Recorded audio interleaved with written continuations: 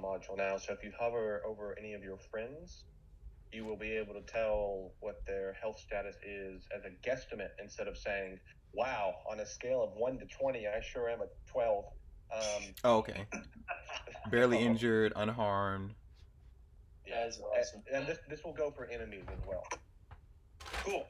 Nice. Yeah, I was like, it sucks not being able to see my friend's HP, but this definitely helps a whole lot. So. Yeah, I think this is a bit more immersive because when Zex is on the floor bleeding out, we'll be able to see that he's on death's door. Oh, hey, he's bleeding out. Awesome. All right. I think everyone is here. Oh yeah. Oh yeah.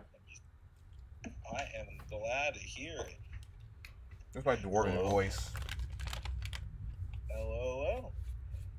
All right. So, let's get started. Oh yeah. So, does anyone want to recap what happened to last session, or should I just go ahead? I mean, you have a really excellent recap Um, on that channel, man. You do. Yeah. All right, I'll go ahead. So, we had our first session 2 weeks ago, and that was phenomenal. We started it beginning the heroic and dangerous adventure of these 5 adventurers. They gathered around at the Atari fishery to help Tamelia Tandervale, the owner of the place. And she informed the group that in her basement she needed some fishes that were in a barrel, but unfortunately there was a dangerous creature that resided in the basement, and she was too afraid to go into there. That's why she put up the job, and one way or another, you took it up on that offer. Meeting up there a week before the Founders Day Festival.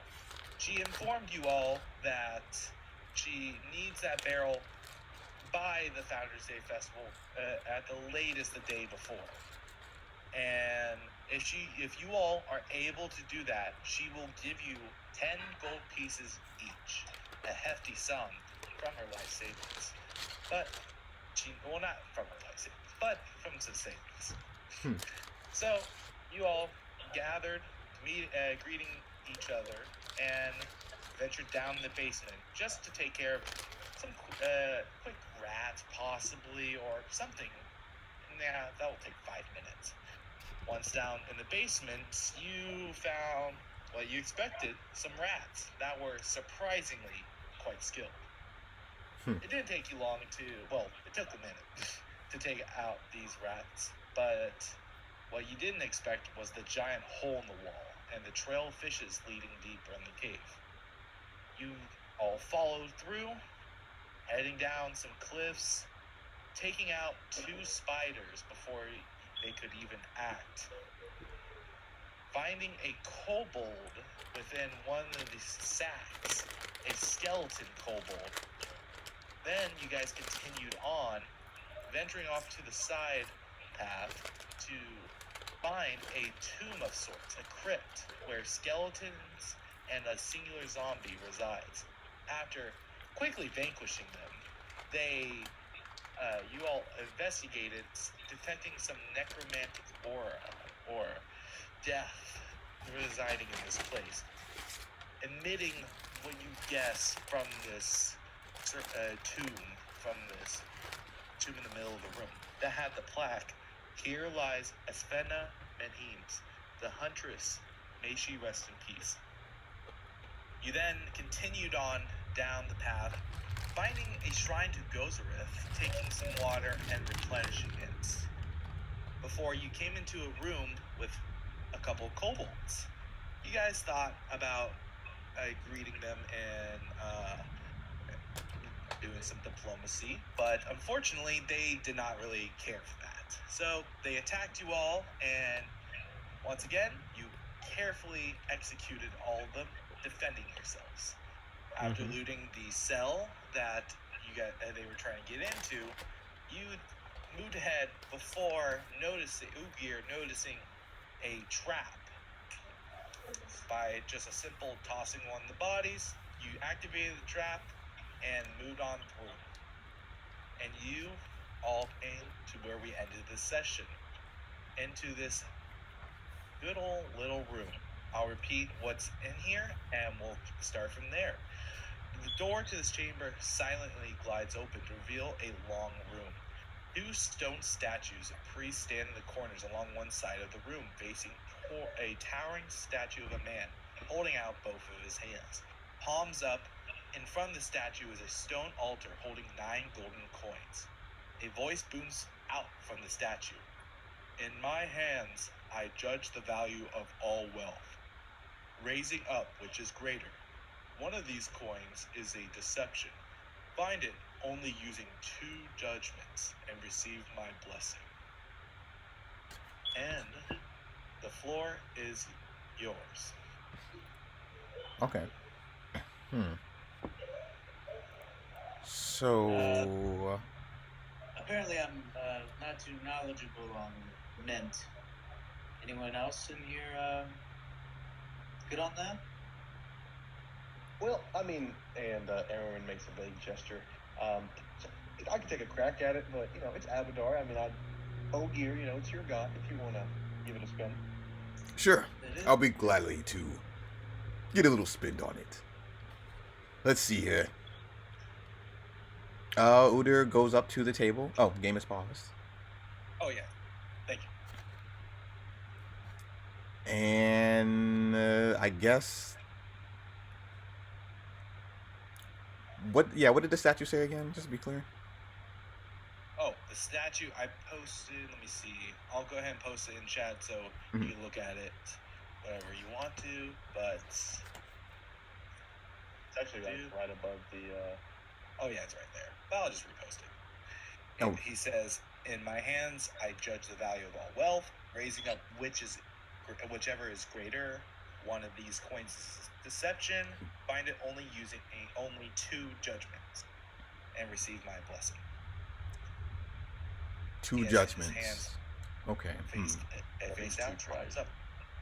Okay. Udir grabs all the coins on the table. Okay. And I guess weighs them in his hand. Like each one little by little. Do they weigh any different? Go ahead and give me a crafting check. Hidden. Okay. It would be a recall knowledge of sorts. Yeah. Which one's lighter? Which one's heavier? You try to weigh the coins in your hands, and after doing all 9, you can't really tell a difference. These all look the same and weigh the same. He'll bite into all of them, see if they bend or they're fake. What are you biting them for? To see if they're real metal. People like to sneeze people out of these metal little coins here and there. I should know. I've been swindled before. Well, how does biting let you know? Well, easy. If they curl up or if they bend, then it's not real metal. Or gold, to be exact. Well, okay, I get... Fine. I just can't believe you're getting saliva over the... whatever. To each their own. Oh, I said you could have the first Hey, that's what I was taught. Okay. Alright, so you bite into each of the coins? Yep. See if they bend, anything different. You bite into each one, and no, none of them bend, surprisingly. I'll just judge him when we get back home. He takes them and puts them in his bag. How are we gonna get through the puzzle if you take them? Well, I mean, the puzzle is... the loot's right here. It's 10 gold. There could be like 1,000 gold behind that door. We don't know. Yeah, I'm with the wizard on this one. Fine. He puts the coins back. There could be more treasure. What about the color? I guess how do we judge them by accident? Do we just say this one is fake? Well, Well, no, it's the hands. Look, if you the statue said it's going to show you the greater value by you put the coins in their hands. So, do you mind if I give it a try? Sure. Okay, I think this is a math problem, which would line up with Abadar being the god of commerce. So let's arrange them like this. And Arian takes them and he arranges the coins in a line, 1 from 9.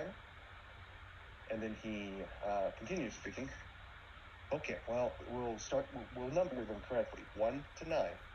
And if the hands are judging correctly, and they raise up the one with greater value, then we can figure out which one is deception, which presumably doesn't have any value. By doing this, he takes the first 4 and moves them into a group. He takes the second 4 and moves them into a second group, and then he singles out number 9 on its own. Now, I see what you're doing. Okay. So here's how we do it. I'll take these 2 groups of 4 and put them in the hands. And if they're even, that means they're of even value, and the fake coin is number 9. And if it goes up, the hand that is on the lower end has the fake coin in it, and then we can do it the next judgment. So let's do that. Oh, so the hands move. Okay. Yes. So Arian loads up 1 through 4 in the right hand, and then 5 through 8 in the next. All right. So you do that, just as so, and after a moment, nothing seems to happen. You think you possibly got it wrong, except that one of the arms starts moving, and one hand that contains 5 through 8 raises in the air, and the other one stays put. Okay. So 5 through 8 are safe, and he takes them and Arian pushes them to like the side of the table. Mm-hmm. And now that we know 9 is safe as well, and I'll put that over there. He puts it with the others. So it's 5 through 8, and he takes them out of the hand and puts them on the table. Now, I think the judgments mean I have to like single out one of the coins to the statue. So I should get one more weighing before I have to do that. And then he divides it up 5 and 6 and 7 and 8, and he repeats the process with those coins. All right. The coins are all gold, right? They all look gold, yes. Oh, okay. Gotcha. I thought it was like maybe silver or bronze or something. So, what do you do again, Aaron? I take, since 5 through 8 were the ones who didn't move, that means the deceptive coin is among them. So I divided. The 5 through 8 did move. It's the other ones that moved. It didn't. Yeah. Sorry. I got that backwards. 1 through 4, rather, have the deceptive coin in them. So I take 1 and 2, and 3 and 4, and I put them in their respective hands. Alrighty. So, once again, nothing appears to happen except 1 and 2. The hand that holds it starts to raise up. Okay. And I take 1 and 2 and put them with the rest. And I take 3 and 4 back on the table. And Arian looks at them, thinking, well, okay, so I think I've done the best I can here. This is a 50-50 now. So, statue, Once again, the voice booms from the statue. The judgments have been cast. Place the deception on the palm. Oh, okay. Well, I guess that explains how we tell. All right. And Arian picks up 3 and places it on the statue's palms.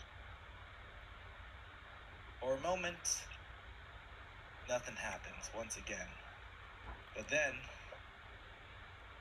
you see in its hand, the coins start to shudder and shake. And you see it start to bounce in its hand until it just stops, and you see it fizzes a little bit as the gold texture erases, and you see the magic that was holding it turn from gold to what it truly is, lead. And you all suddenly hear a big shuffle as a stone door opens up.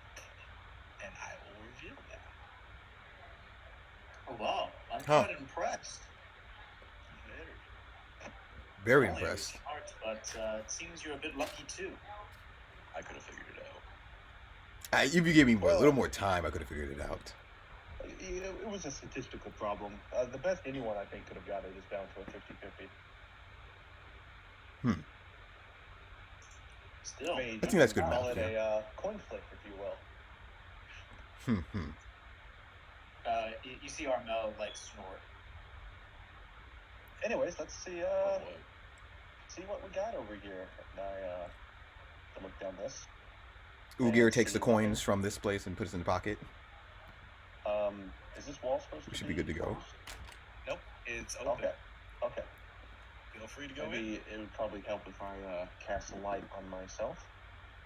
And I don't have that prepared, so I won't do that. So we'll light a torch instead. Easy peasy. Oh, wow. Any loot? Maybe. There's also a big room. All right, let me go ahead Looks and like a safe. explain what you see. The small chamber contains an old wooden chest emblazoned with a symbol of a key. Behind the chest is a massive contraption of gears and pulleys that look like the inner workings of an unseen device. Well, this is interesting. Is it on? Is it off? Maybe. You guys can make a crafting check if you want to see. If you can see if it's like on and off, see if what the Can I I get want to examine the backside. Can I get the room description again, too? Sure thing. This small chamber contains an old wooden chest emblazoned with the symbol of a key. Behind the chest is a massive contraption of gears and pulleys that looks like the inner workings of some unseen device. Okay. Someone else wants something, so I'll shut up until they get it. I could take a crafting check because I'm just like looking over what this contraption is. Sure Do thing. you need like a public roll or a private? You can do public. Okay. Let me see here. Yeah, let's see what this thing is. While they're checking Could that be a out, moneymaker. Arian is going to very gently try to open this chest with his quarterstaff, just in case, there's a bomb in there or something. 16. All right. So let me go ahead and solve what everyone does. You open it with your quarterstaff, and surprisingly and luckily, it's not a bomb. Good. Maybe not surprisingly, just glad. And you see some stuff inside. I'll go ahead and unveil that. I love loot. You see some roll, and you see some coins, as well as an emerald of sorts. I will sweep that into the magical party inventory. Oh, scroll of magic missiles. That's perfect for the wizard.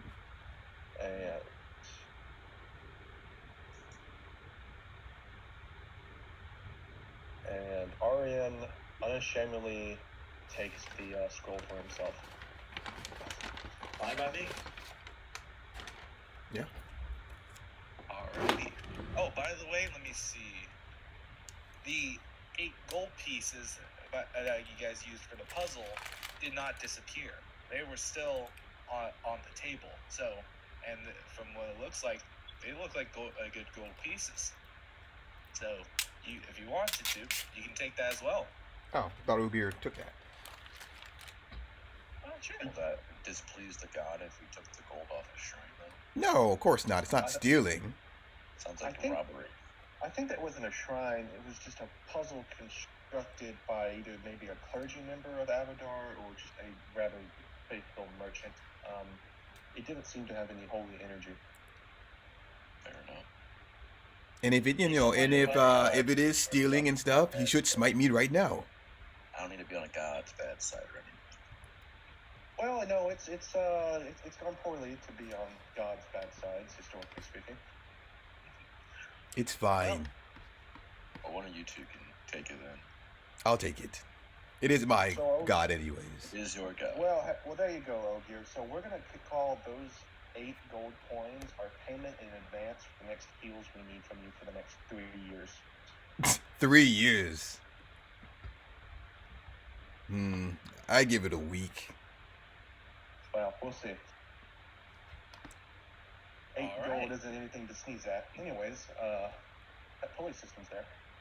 So, while this is happening, Yinfarel and Ugir, so Yinfarel takes a look at the pulleys and all that, and he thinks that by activating it, it's currently off. Activating it might do something. And with Ugir leaving the room, his eyes follow the pulleys and the line leading to the room next door. So, with both of you looking at it, you can put together that activating it will do something in the other room. Ooh. You don't know what, though. Well, I see this collection of pulleys and lines. I can activate this device, but I'm not quite sure what it'll do. As you see Armel sort of poking around the pulleys, sort of like sniffing everything. Well, if you're activating something, would that be a trap? Maybe something bloody worse? Well, it is a pulley. It probably moves a heavy object that we otherwise wouldn't be able to. If I had to guess, probably a door. That's what I'm assuming, too. Anyone want me to give it a pull? Actually, it does. You do know the function of what it does. My apology. You do know that it activates a trap of some kind, but you don't know what trap exactly. Well, maybe it was tied to the statue. If we tried to break it, or somehow this was the punishment system. Most likely. So wait, so was it turned off or was it on when we came in? It was currently turned off. Oh, okay. So we probably want to keep it off. Yeah, if it connects to a trap, that's trap. Probably best not. That's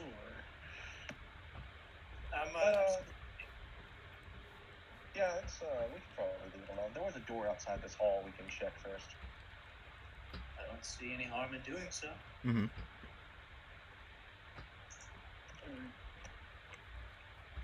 Alrighty. Oh, yeah, let's check for traps at the door. I mean, if anyone wants to check for traps, go ahead and give me a secret perception. Also, Mr. DM, am I supposed to phase through this wall? No, it is only a window of sorts. Oh, okay, so we can see this from cool. I need a reminder on how to do this again. Oh, you go ahead. It's been 2 weeks. All good, all good. So Skills. you can go ahead. It's in under attributes, and you go under initiative to the one with the perception. Oh, let's go. Make it a hidden one. Oh, there. Yeah. Oh, that wasn't hidden. Oh, secret. Oh, we've wasted the crit. Unfortunately. How do you make it a secret? Just rolling. where are you clicking it? Attributes. When you click it like that, the little pop-up will happen, and you see roll mode. Click that and hit blind GM roll. Yeah, no, I click it and it just rolls. Go over to that red banner on your character sheet, and under the perception heading, there's a crossed out eye, and that's a secret perception check button. Okay, that's easier. All right. So let me see. I ain't over there, so I ain't rolling. You guys all investigate it, and from what you can see, there's no traps tied to the door.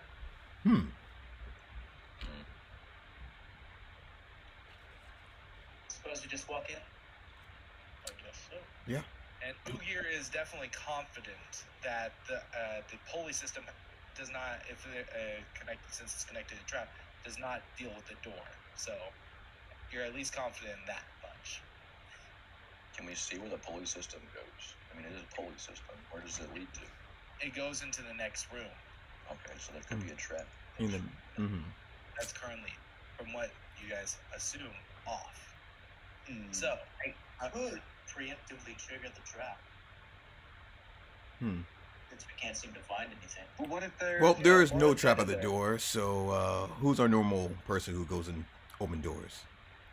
Usually the person with the shield is, a venturing tactic goes. What did you mean, are you? I'll do it. So, but I'm gonna while quit you're my shield for this, just in case. Yeah, you can raise your shield while you're exploring. You just have to move at half speed. Oh, okay, gotcha. And yeah, I don't think anyone would mind moving half speed, and we're not like traveling overland. So if anyone wants to raise their shield while they're moving around, just let me know. I'm pretty sure, from what I'm understanding, Ugir and Zerks are raising their shields, right? Yes. Yep. Mm-hmm. All right, perfect. If anyone else is, just let me know. But feel free to open the door.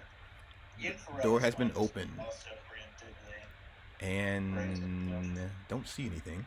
Gotcha. So we have 3 people raising shield. All right.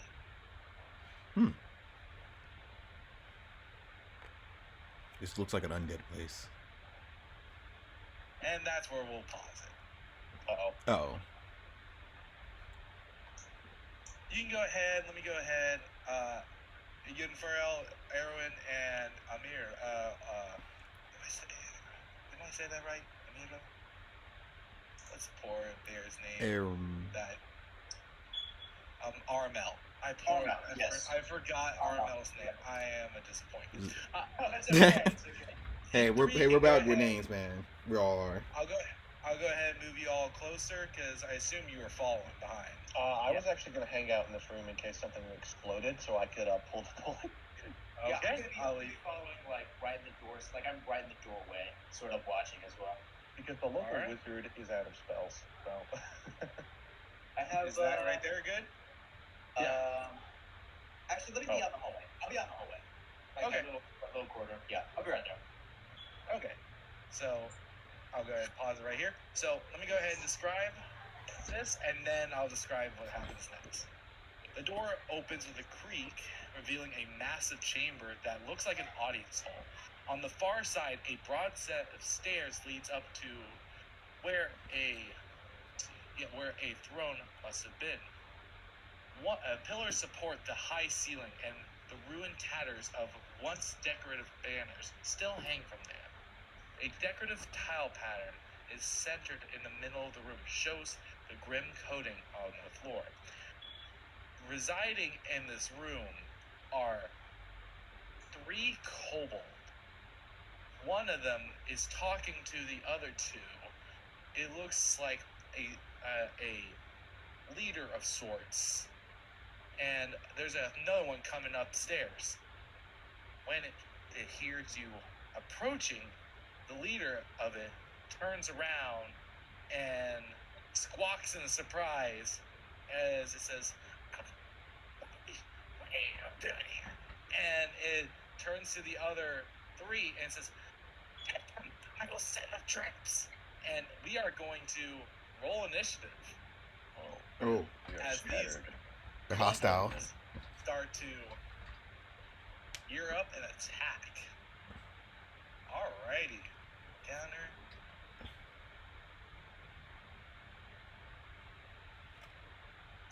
I have a great view. That was not good. There we go. Nice 19 for the guy in the other. Oh, wow. We got a nat 1. Come on, man. You're not the only one who got that one. First that one tonight. Put it on the fridge. A lot of dice. True. All right. All we're missing for is Zerks. the swords, and then there's a dice next to your name. Exactamundo.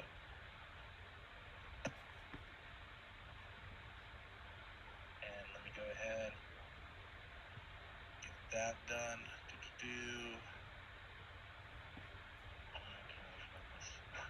Top It's, right. Underneath attributes. oh my god, yes. Initiatives. The important stuff is always on that red banner. Let's see if it's... There we go. Alrighty.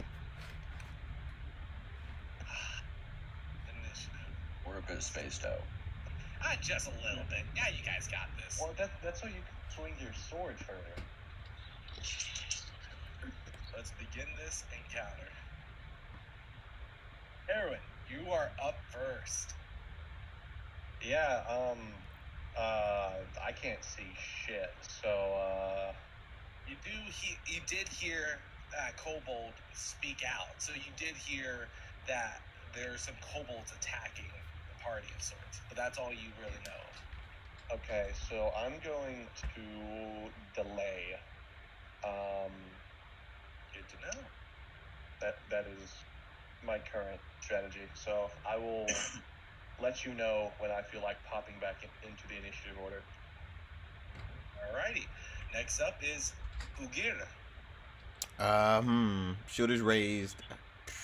If I delay, will my shield be down? Or will my turn be up? Or Raise a shield. I know it's still starting next turn, and I know like delay has some functions where if it can't prevent some things, like you can't delay to postpone poison or persistent damage. But I don't know. I don't think affects. I think your raise shield would go away. okay, if I do delay, okay. That way Yeah, you can't because prolong some. Yeah. So the trigger for being able to delay is your turn begins. The trigger for your shield dropping is also your turn begins. Gotcha. Okay. Yeah, I saw another player use it in like another game, so I was like, oh, okay. So it was delay. That affect me, but okay, gotcha.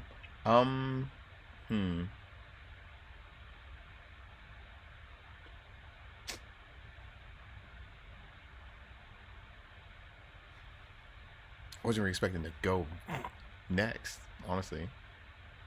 Man, I can't wait to pull this trap, and it's perfectly lined up to kill only the party members. What? No. Don't even think No about idea it. what this thing does. Okay, you know what? I got an idea. Udir's going to raise his shield and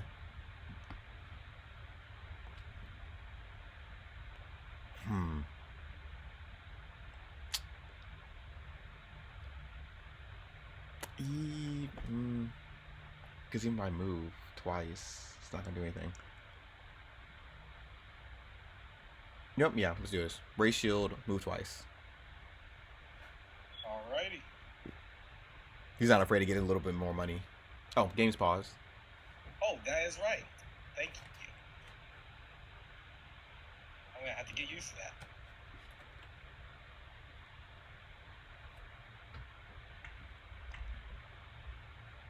There's a couple of them in the corner. Alrighty. Is that your turn? Yep. Perfect. So now it's this one's turn. It's gonna move up to a gear, and it's gonna strike. Hey, you know what? Let me see. It can move. Yeah, it can move right here, and it is going to strike out at you. Let's hope something not bad happens. I missed this.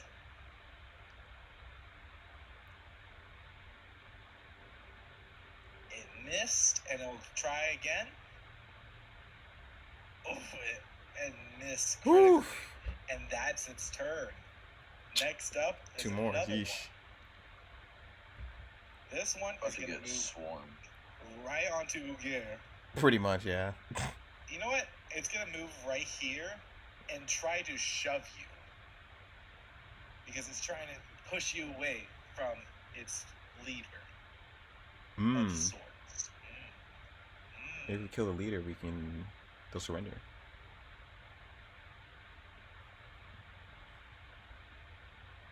And let me see, does that work? It does not. And you know what? It's gonna try again.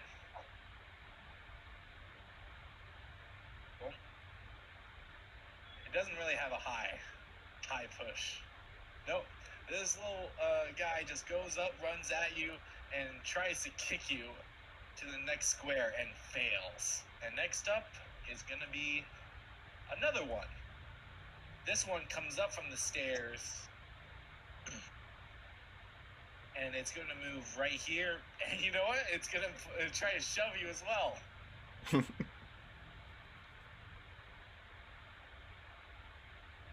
But both. Oh wait, does that one work? Oh no. These two try to work together to shove you, but you're able to stand your ground and resist it. And now it is Zerk's first. Alright. What would you like to do? I'd like to move. Alrighty.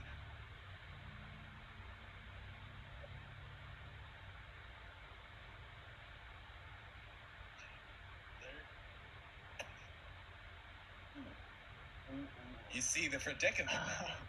Yes, I do.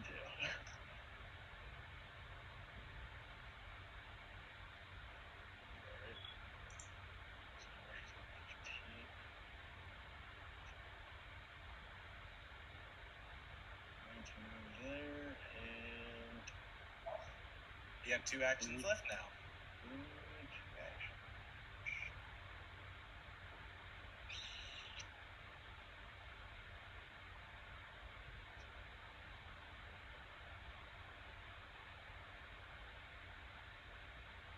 You could move up and then raise shield or strike, or you could do something else. Choice is yours.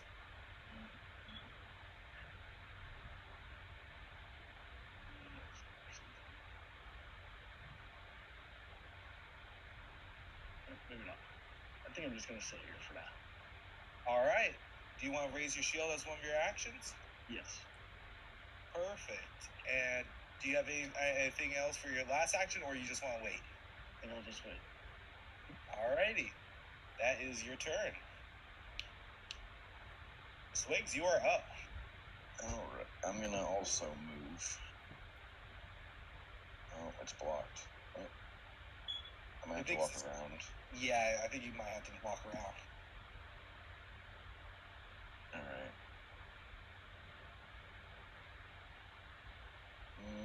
Oh, my bad. I can go here, right? You can go there. That'll be the last of your first action movement, I believe. Right? Let me see. 1, 2, 3. And then I also have an action to attack, correct? You'll have 2 actions left, so yes. I'm gonna go here. I want to block him off. And then I want to use my feint on this guy. Try to Alrighty. get my panache. Go ahead. Use the basic actions macro of making sure Yeah, you target. got it here. Perfect. Oh, that's not perfect. He's talking about. That is not perfect. Okay. That's the opposite, bro. What do you want to do for your last action as this kobold is able to head I to guess where I'll you're doing? try and do some damage real quick. Go right ahead. I use my 7, right? Because I haven't attacked yet. Yep. Go right ahead. Oh my god, and I rolled a 7. Ooh, that is unfortunate, but that is your turn. Yeah. Alright. Yin Forel, you're up.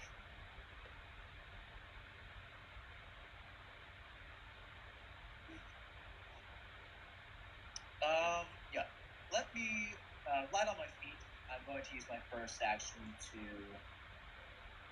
move right here. Oh, wow. Yeah, it's a lot. Oh wow is right. For assessing the situation, I'm going to... If only we had a bear of some kind. Then, right, yeah. I'm then going to command an animal. Okay. To bring Armel over. He's got 35. Okay, he had more than that. He's going to. Lots of movement. Yeah. Where do I want to put him? Yeah, he's gonna. He is going to move all the way here. He's gonna literally bear rush this kobold over here, and then shouting a few words in Sylvain. I'm going to. He's then going to.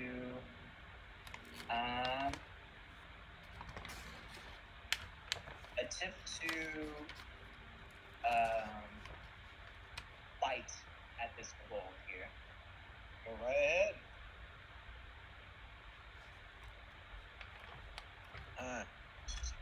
That is a hit. Nice.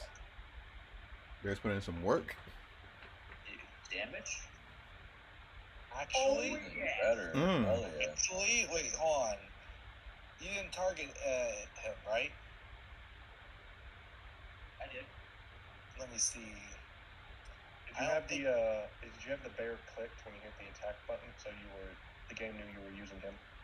The reason why I'm mentioning it is because with flanking, the 24 is actually a crit.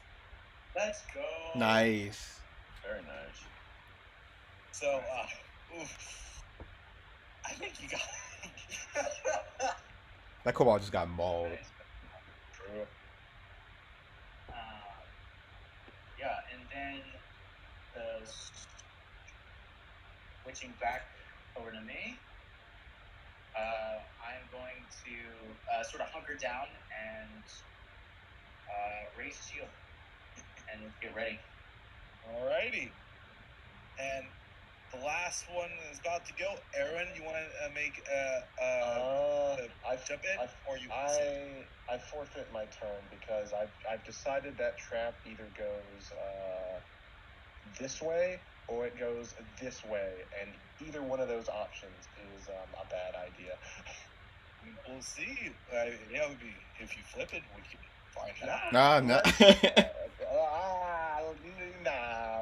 We'll just do this the old-fashioned way. I forfeit my turn this round. Do not let the devil deceive you. I mean, it's all good.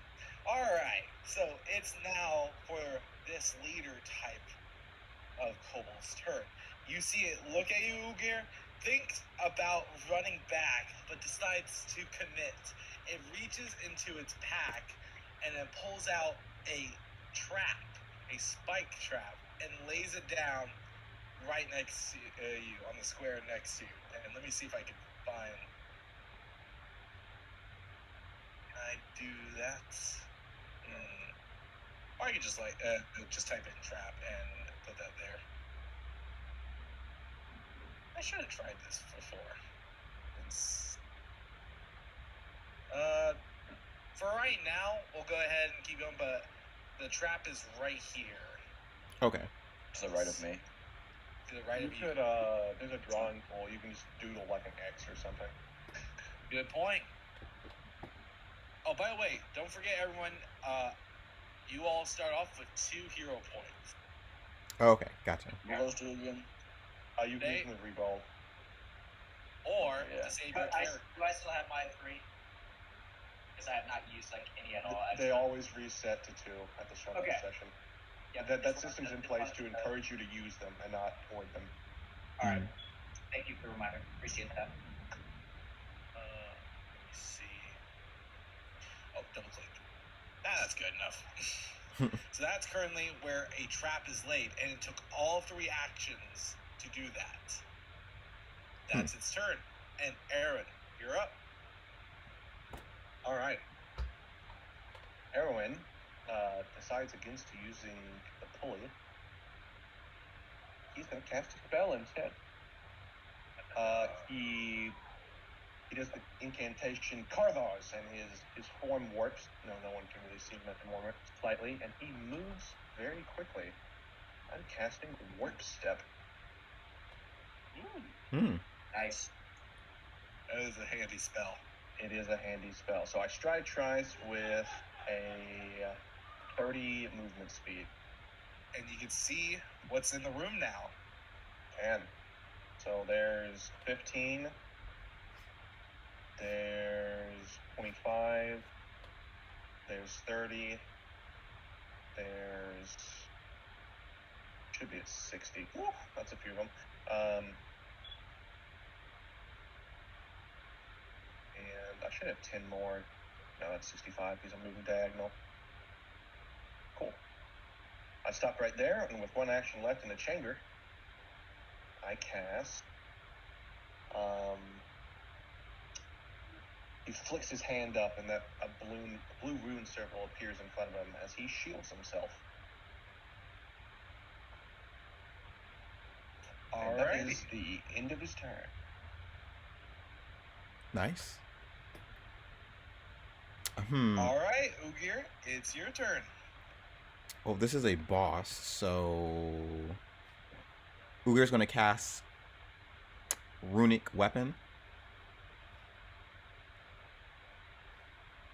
onto his Warhammer. Shines with glowing holy light. Oh, Heck yeah. If you drag the spell effect at the bottom of that output to your token, it'll add it automatically. Really? Yep. It's a drag and drop system. We love them. Oh, okay. Now, awesome. I get to pick what the weapon is. Oh, hell yeah. Cool. Okay. Yeah, one last action. Oh, it gives me a little cool ring. Nice. Swing. Go right ahead. Swing battle. No, that one. oof. Come on. I do have a hero point. Let's try You this. have a hero point. It's not wasted. Nice. Nice. That is a hit. Go. Oh, I'm afraid to see the damage. I'm afraid. Oh. Nice. Nice. It looks badly injured with Oh, that it's hit. still up. Okay. This is worth it.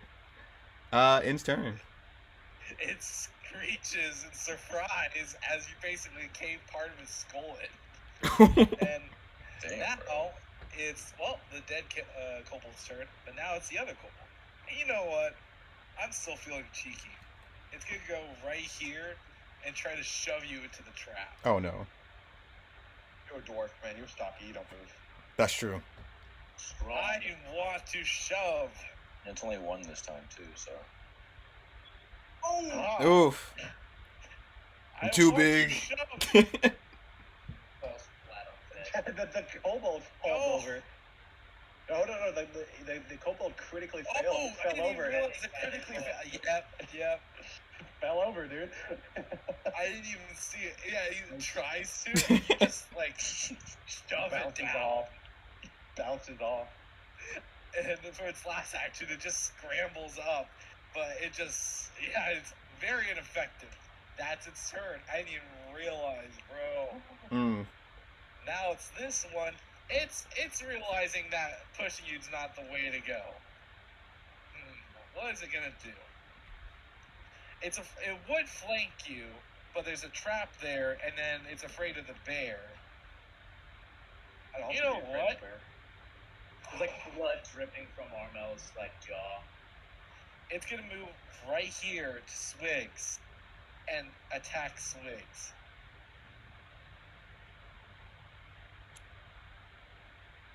Alrighty. Yeah, it's gonna try. Oh, miss. It's Nice. gonna try. Oh. Oh. Wow. That was a high one, too. And it'll go ahead and roll some damage. 4 points. Alright. I mean, not bad. Hey, could be worse. I could take a hit. Is its turn. It is Zerk's first turn.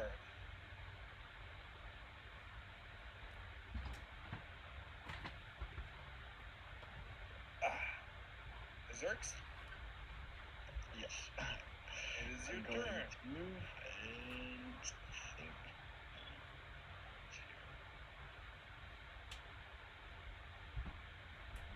Move down here. Alrighty. And then I am going to strike him. Alright, don't forget to target him, and you're good to go.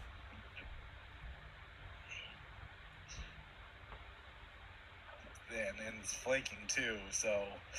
Ooh. I don't think this kobold's gonna live. Oh. Oh! Holy. I will tell you, it missed. Barely. I'm gonna re-roll Four it. barely missed. Oh, you're gonna re-roll it? Yeah. Go ahead, right click, and do it. Oh, Nice. he's got hits. Nice. Go ahead and roll damage.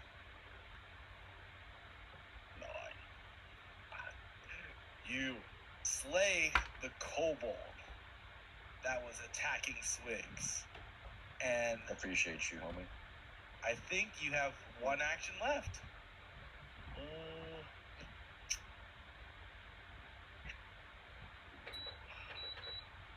Can I try to intimidate the badly injured kobold?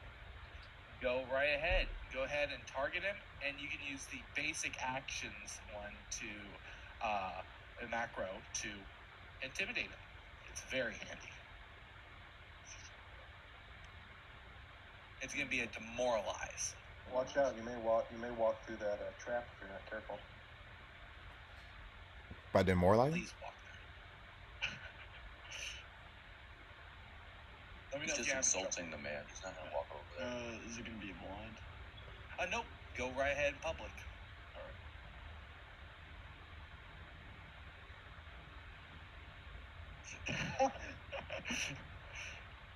It knows some common. In my rules, it does. But I think it still fails. Let me see. No. The language barrier once again has caused bloodshed. Unfortunate. I don't even know what he rolled because it won't tell me. Sad. He rolled a 10. Mm-hmm. Okay. I don't think that. Let me see. So it'll be a 14. Will. Right there. What's its will? Unless the -4 is not what I'm thinking it is. Oh, yeah, it does not work. Unfortunately, it just. Yeah, you can't scare him. But you were close, though. Good enough. And now it is Swig's turn. I'm gonna keep it simple. I'm just gonna move over here. Can't move. There we go. And then I'm gonna swing on this guy a couple times. All right. Target him. Are you gonna feint or just swing? I'm just gonna swing at him. Go right ahead. Ooh. Nice. Very nice. That is a nice hit.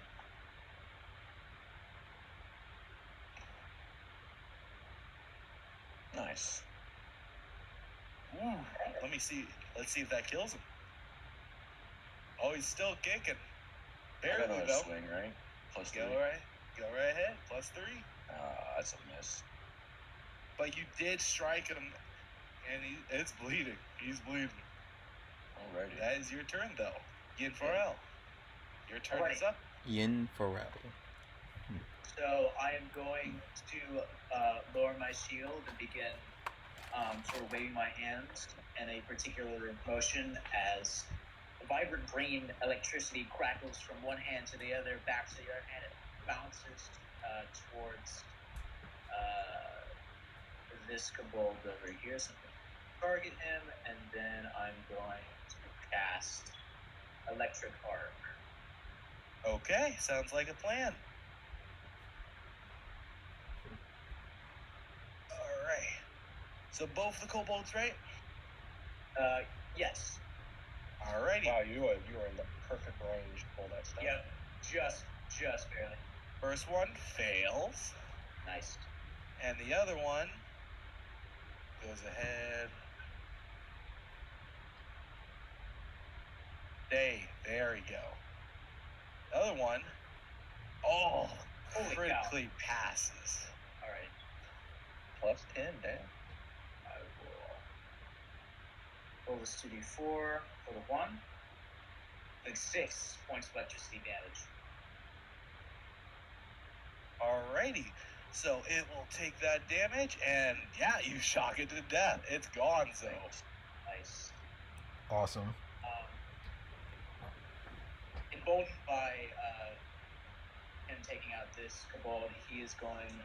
Ian Farrell is then going to command an animal and shout in Sylvain for Armel to move. He's going to move 5, 10, 15, 20, 25 feet to get behind this kobold. He's going all the way around, avoiding this trap here, and he is going to attempt to grapple this kobold here. Okay. Go right ahead, my friend. Okay, that looks. Yeah. 21. At will grapple him. Nice. I'll go ahead and put the condition on him, and nice job. Oh, wrong one. There we go. And grapple. Perfect. As Armel literally has him like bone rushes by and just like literally has him in a bear hug. He's like thrashing around. Nice. And that was actually perfect because he was planning to move back. Nice. But not anymore. Can't really do that, so man, what am I going to do with him? That is a good question. You always try to escape. That is true. I think it's going to panic, and it's going to try to. Actually, I don't even think it has a spear drawn because it was been putting down traps. Yeah, it's going to try to escape. All right. So it's going to roll an acrobatics check. Or is there escape right here? There is, somewhere in there. Oh, found it.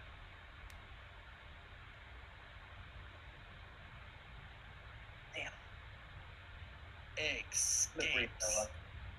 And now it's Hey, going to go. One second. You still have Swigs targeted, so it tried to escape from him when he has a lower strength than the bear does. That's a good point. So if you untarget Swigs and target the bear instead, then escape, it'll do it right. Okay, you know what? Because of that, we'll go ahead and re-roll. Oh, got it. Okay. Wait. Let's see if this works this time. Let's see if it fails or not. What was I doing? Escape. How does the escape work exactly? Is it based on AC? It is based on Fortitude at DC. So Fortitude plus 10, and you can do acrobatics, athletics, or your unarmed attack, whichever's highest. The bear doesn't show up for targeting though. Plus 10. Oh yeah, no. The bear's not on the 14. But you can click on the token. Oh, and you okay, can press gotcha. T. Oh, okay. That's how you you could. That's how you can target multiple people. You can make a big old box and then press T, and it'll target multiple people. Like casting a spell like Electric Arc or something like that. Yeah. Let's go ahead and roll. Still succeeds. Oh. Very bad. Unfortunate. Yes, it's going to do that. It's going to pull out its spear, and it's going to run over here. And it's going to end its turn right there. Panicked and wide-eyed. And now it's Aaron's turn.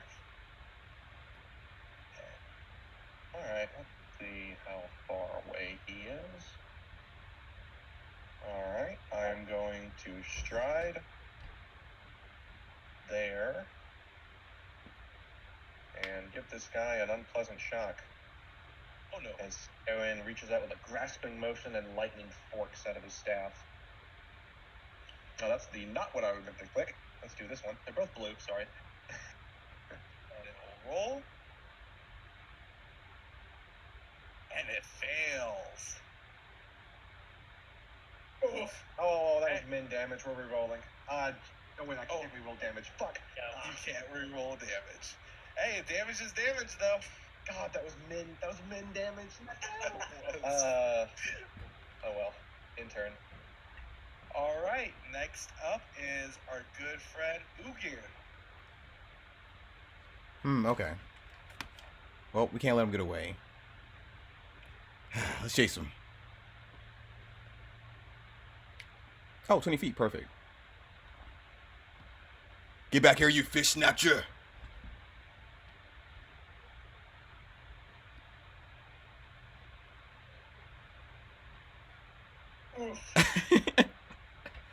You know, I'm not going to hero point that. I think the second one will hit. Have faith in your gods. Just Barely. Ugir, you go ahead and swing your warhammer. The kobold able to duck under both these blows, and it snickers and laughs, and it says, You can't hit me. This is my element. You won't reach our leader. You won't reach. I will make sure of it. and its vigor renewed, ready to take you on, now more confident by putting himself in a 1v1 situation, and that is its turn. Udyr fears And no now man. it Or is wherever this thing is. Xerxes' turn. Alright, I'm going to move. Step on the spike trap. And, yeah, I can't really do anything, so I'll just end it there. The best thing you could possibly do is, if you have a ranged weapon, you can do that, or you could tumble through. But it depends on if you want to do that as well. Yeah, no, we'll stick right here. Alrighty. You want to raise your shield? Just in case? Yeah, just in case. Alright, and that's your turn. Next up is going to be Swigs. Alright, I'm gonna move up and I'm gonna tumble through. But to tumble right through ahead. the gear or the enemy? To target one of them? You don't need to target Ugir. You could you move through ally spaces without any trouble. With enemies, they count as difficult terrain, so one extra movement, and you have to make tumble through. If you fail, you get put back in behind Ugir's space. Yep. That is a. Oh, didn't tell you. Oh, weird. That is a failure. Alright, I want to use a hero point. Screw it. Okay, go right ahead. And I'm gonna do it again.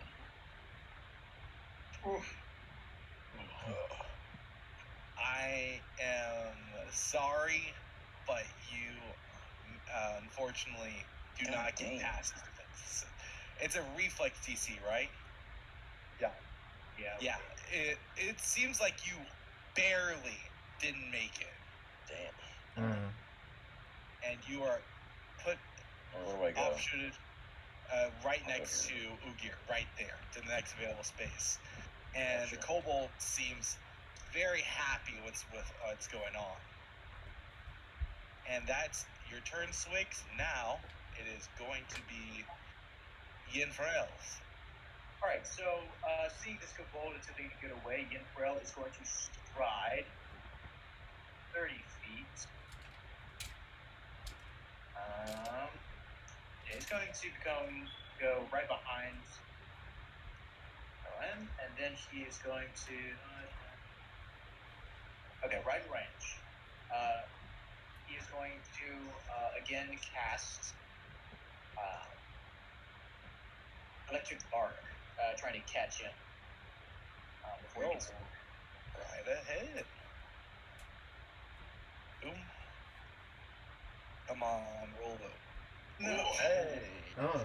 That's not good. Wow. God. Yeah, this is the downside of electric arc. It targets Dex. Dex, which these guys are really good at. Got in spades.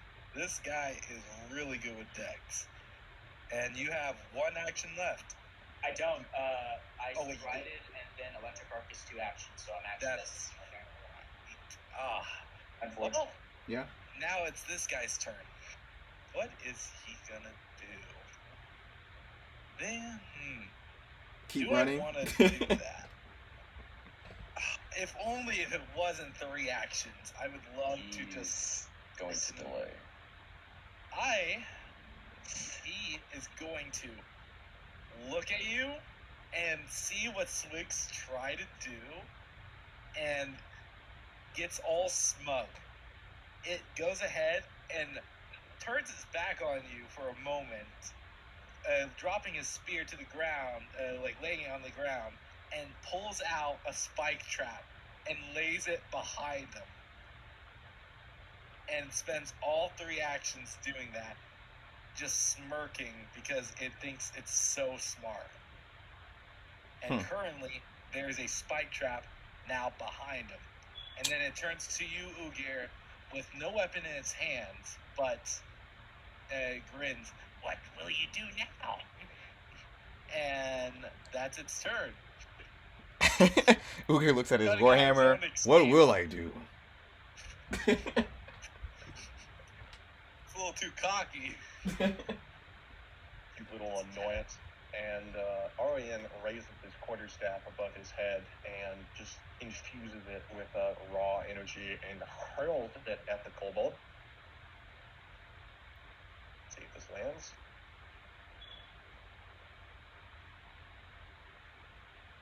I'm not the apprentice. It hits. Alright, so I believe it does my weapons damage, yeah. Damn it.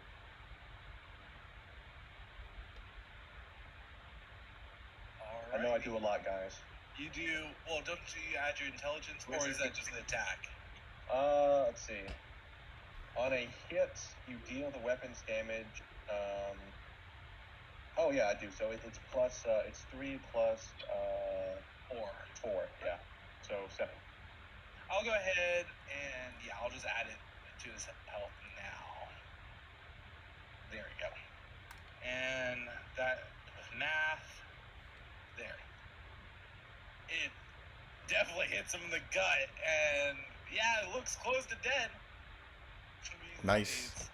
The quarterstaff propels itself out of the kobold's gut and back into Arian's hand.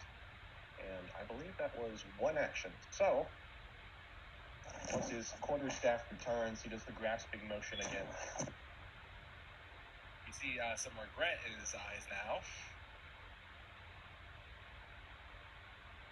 Never mind. Natural 20. Wow. Damn, he's critted right ahead. No wonder he got a smug look on his face. I've exhausted his natural crit. Here's your chance. He's weak. Okay. Question. Can I shove him into the trap? I will allow that. Go right ahead. I mean, maybe he's weak on his... Is it reflex for shoving or what? It's an athletics check. Oh, no, I meant like against people's creature DC? That's what you guys say, right? Against his fortitude, yeah. Okay, gotcha. So instead of it would be fortitude plus 10. Let's try it out.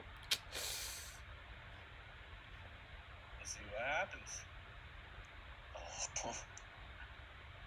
And it does count as attack, so it would be multiple attack penalty if you tried again.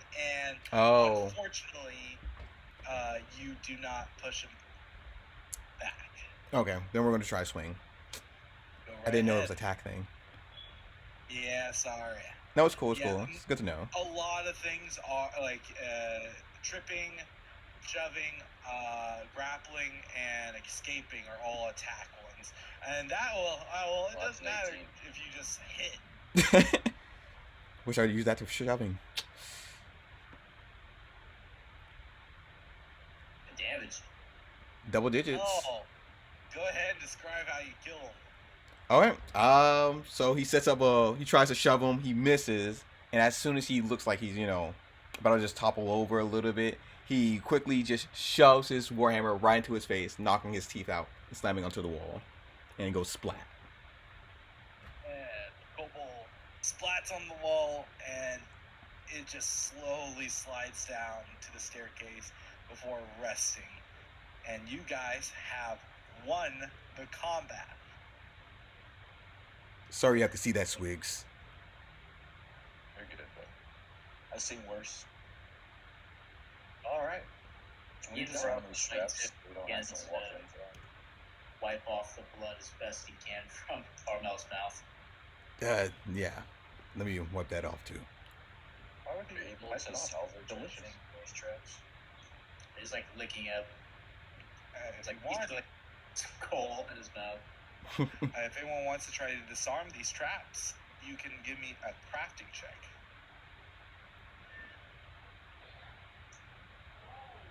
Oh, well, I suppose we can take them for our own.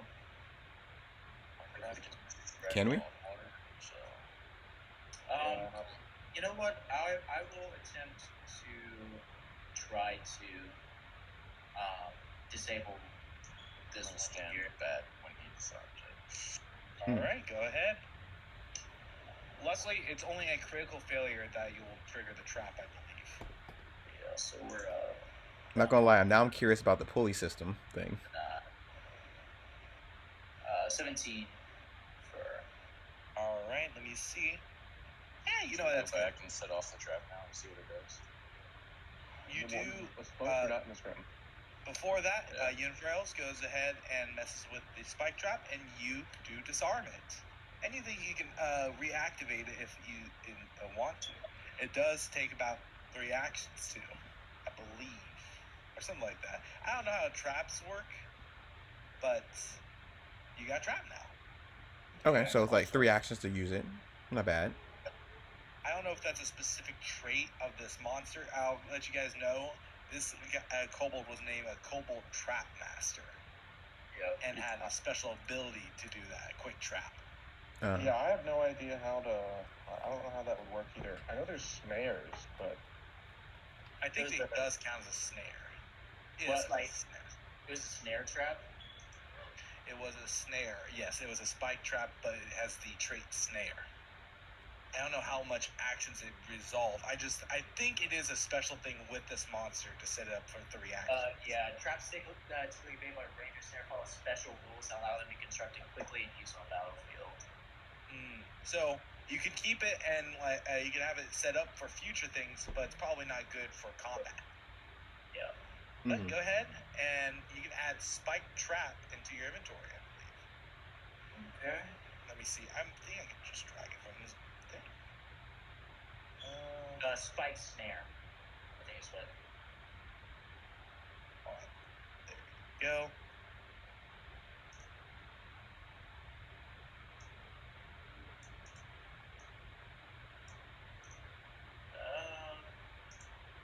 I don't know. yeah, you just need to double click it as your druid, and you can just take it. Feel free. I'll go ahead and delete my beautiful art right there. Dexter, his hands is going to disarm the trap. He sort of cracks his knuckle and he goes, "There's one. You can work on the other one." Oh, let me get out the way. And he's going to come over here. Alrighty. Give me another one. And he will, again, sort of sigh out like a quick breath. And he's going to try again.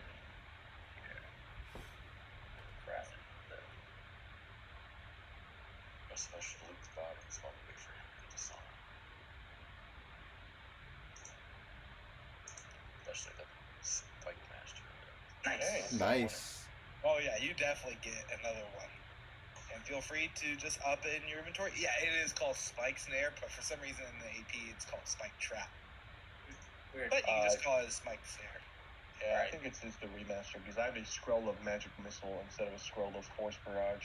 That is Yeah. true. That's right. I will up the quantity of that. I have 2 spike snares now. All right, so here's the question for you guys. We can continue going and deal with this boss kobold as it is, as we are, or we can rest. I think we've exhausted a lot of our resources as a group, besides our friendly neighborhood fighters and such, which their swords are still intact. But the spellcasters are rather drained, I believe. Do we have time to rest? When's the party? A week from today. Oh, we got time.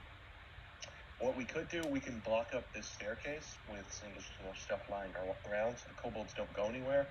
And then we can either stay down here and rest, which this is a big open room, besides the fact it's not looking incredibly comfortable, or we can go back up top and rest there. I say we lay the traps down and rest up top. I was about to suggest laying the traps down on the staircase. That'll work. Maybe put like a barricade up on this sort of doorway here. We can probably take the chest from the vault and just shove it in the way. Could do that. Yeah, I guess I'm going to kind of like look around and see if there's like loose rubble just like in this sort of decaying hallway or this hall. I think you can find some loose rubble, yeah. Okay. Yeah, if we want to bring the chest over and then put the loose rubble and sort of make a makeshift barrier. And then the snare or the spike snares as well. Mm-hmm. All right. Yeah, if you take some time, I'm not going to make you roll on the snares part, and you guys can craft a nice size barricade blocking it. And you put both traps or one trap? I'll put one trap for now. Yeah. Alrighty. And so, you guys do that. It takes about 20 minutes or so, 20, 30 minutes. No, not that long. And with that, you have a trapped staircase and a blocked opening. And I believe Ant was also saying loot the bodies. You guys didn't find anything different really with the small ones. They have makeshift terrible spears. And the big one had a short sword on its back. And that did not get to use. So that could be valuable, as well as some leather armor, which you could also sell. That's all I had on its body. Okay.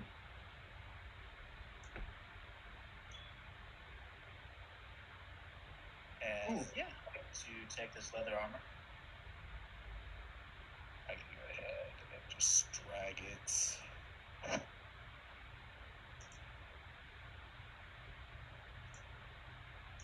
Weep it into the stash. All right. There we go. Short sword. And what would you guys like to do now? I think we did the resting, right? Yeah, I think the consensus is we're going to go back up top and rest and get all faculties back in order. Mm-hmm. Grab a beer here and there. Tell her what happened. Yeah, tell Tom Lee, what happened. Is that what we just did for like 30 minutes? No. That was a refocus, and that was only 10 minutes. To actually rest and get everything back, you have to do 8 hours. 8 hours of rest. Yeah. That is a big thing about this game. Yes, to a lot of people, especially spellcasters, they have limited resources that they have to use between each night's rest. And like Aaron, Like in the Vault. wizard, exactly. Yeah. Mm-hmm. And they need a rest to do that. And unlike in 5th edition, you can't. There's no short rests or anything. There's just long. And so with this system, marshals have a lot more endurance than casters do, and casters kind of have to be careful where they use their resources. But we have gone through, 1, 2, 3, 4, 5, 6, 7, 8 rooms at this point. Yeah, we've extended. You guys defeated a couple of enemies, so more than a couple. Mm-hmm. You guys did amazing. So, is the consensus you guys go ahead and head up and tell Tamilia what happened? It's been about, I don't know, like 4 hours since you went down here, so she's probably wondering what's going on. Yeah, Right. We'll go back and update her, and I'll take the party stash to where I can in town and sell it off, and then I can divide that up evenly between everyone. Alrighty, let's go ahead and I'll go ahead and let me move this here. Somebody pick up the leather armor. Still sitting there. Oh yeah, I grab it. Yeah, Put it in the party stash. Yeah. Alright. Is in the That stash. short sword too. Can we get the short sword? I'll pick up the short sword. We got the spears, right? There. Okay, got that right there. Usually, Just throw it in the party stash. We might not get full price for these because they are shitty kobold Yeah, spears. they're usually when you sell things, the only things that you can get full price is treasure, like gems and You said we can art. throw the spears though, right? Yeah, Can they're throw like spears. javelins. Yes. But they do require strength. Strength. Okay, yes, not me. Oh, strength for the accuracy. Okay. All right. So let's go ahead and we'll move on to here. All right. So you all walk on back, going through things. You guys climb up any cliffs that you came across. I'm not gonna make you roll for that. We'll just speed past that. I would also like to. I remember leaving my rope at the very entrance. When we make our way back up that cliff, I'm gonna take the rope back and then put it back. So. Alrighty. Sounds like a plan.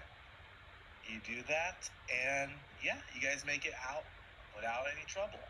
And you see Tamelia, she has been keeping herself busy outside, but she's been slowly been more and more looking towards the basement. And when you all came out, a relief comes out of her, and she walks over. Oh, man, you all were down there for quite a while. Are you all okay? Did the thing hurt any of you? Well, you have a bit of a problem. A few things. Your cellar goes into what I believe is either a different part of the fishery that was abandoned and bricked up, or it was a part of like a greater cave system used by the early Otari settlers, and it's full of kobolds. It's a very big cave. No. You must have mistaken. I only have just this basement, and it's not that big. As I said, it was bricked up. This other area that we've been exploring for the last 4 hours, it was bricked up. The kobolds broke through and have exposed your cellar to the cave. There's a tomb down there, a shrine to Gorzeth, a puzzle from Abadar. Well, one of his clergy, not the god himself, obviously. And we're actually not done exploring it yet because we had to stop after some of the kobolds, tried to murder us. So we're gonna rest up and get what we found handled, and we're gonna go back in tomorrow and clean up. And take down the leader.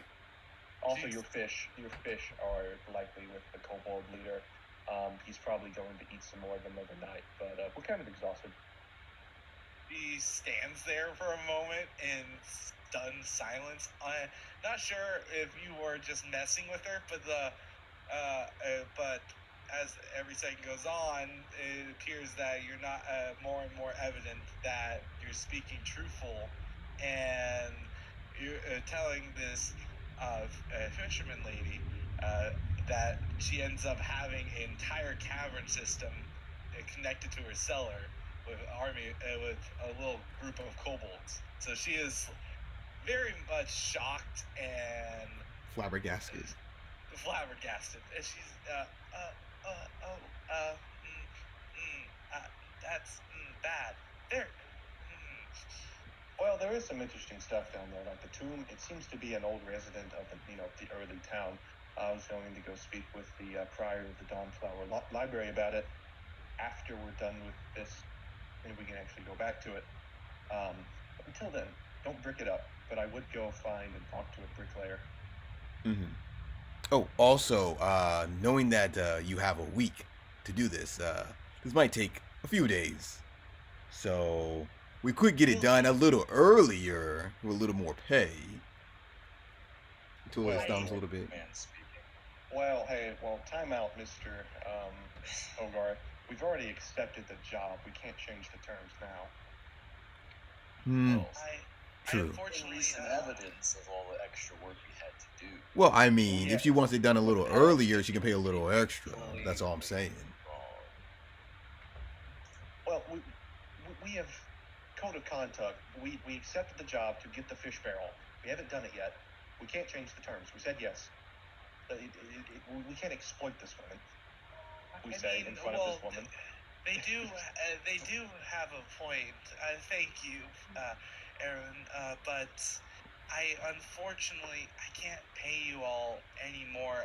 This is taking out a lot of what I have right now. This is the less of my money. Most of it is going towards the Founders Day Festival. And oh gosh, I really wish I could pay you more. I mean, like cobalt. If it's any consolation for these goobers next to me, we have found plenty of compensation inside the caverns, which we do get to keep as salvaging rights. So they're going to be fine. Don't worry about it. As long as it's not tied to the town in any way, I don't think there's any problem. And she looks around. She's like, and I won't tell anybody. You all are doing such a kind thing for me. Whatever you find down there, as long as it's not related to the town in any way, you guys can have it. As I said, we're gonna go sell this off, and we're gonna be fine. Everyone here will be nice, fat, and happy for like a month or two. I hope so. She looks at the seller. I think I'm going to buy a few more chains, just to make sure nothing comes up from the basement. We left some traps down there, but probably a good idea. It's Zerx. Can you help me carry all the stuff we just got out of that tomb, or I guess cavern, to the general store? Yeah, sure. I appreciate it. Hopefully we can get a decent price for most of it. Seems like junk most of it. Well, the shield and that one short sword are actually in pretty good quality. I think we'll get the full price for them. But the other junk we got, we're probably getting half price. Anyways, and that's where Arian moves off to head, so he can go to bed at a reasonable time. Alrighty. Yeah, it's probably right around now. It's probably, I say 2 o'clock, so not bad. So you guys want to make your way to the market? Yep. Okay, let me go ahead and move you guys to the actual map of Atari. See about that. Okay. Party token is about to go crazy.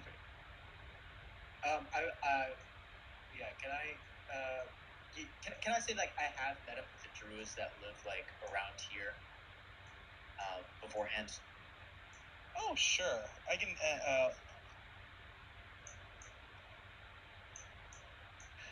alright, let me see. I believe there are some druids here. There's a lot of NPCs in this town. Yeah, there's a lot of it. I think the druids are by these. There's a single druid they're right there. Yeah. Yes, that is correct. Druid singular. Yeah, there is. Yeah, okay. That was cool. Yeah, you could have met up with them, and yeah. I'll let you know if there's any more information that your character would know from them. And yeah, I'll seek you some information.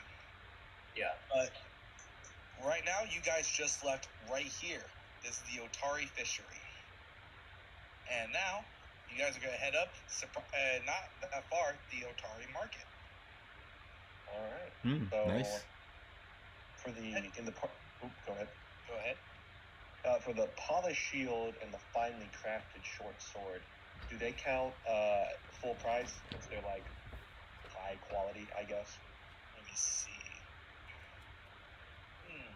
Because I know that it's the normal short sword. It's run of the mill crap.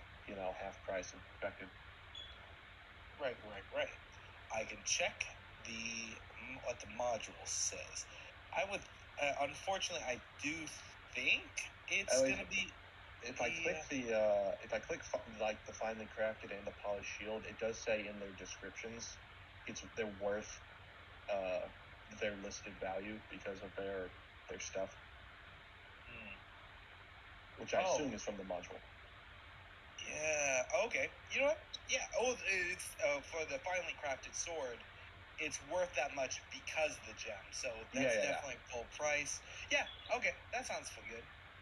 Okay. You get it. So yeah. All right. Do you want me to just math this while you handle RP stuff? Sure. Go ahead and do that. You guys go ahead and make your way to the market, and you see a couple of people looking around, and you see they're speaking mostly to this one man. And once you approach him, you see this man with, let me see if I can, I think I can just hit this. And I think it just shows him. Mm-hmm. Perfect.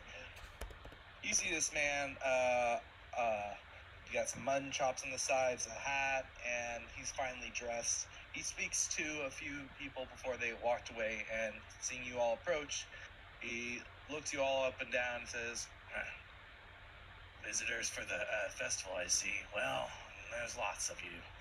What'd you need? Supplies? Actually, we're selling a boatload of supplies we've pulled out of a nearby dungeon. Dungeon? Yeah, just adventurous stuff, We try not to reveal where they are because, other adventurers might get word and clear it out before we finish. Guess it doesn't matter. As long as it's not stolen, that's all I care about. What? Just bring it here and lay on the table. All right, Jerks. If you want to just show the man the goods. Just laying everything on the table. He goes ahead, opens it up, and looks at everything, and gives you a good amount for it.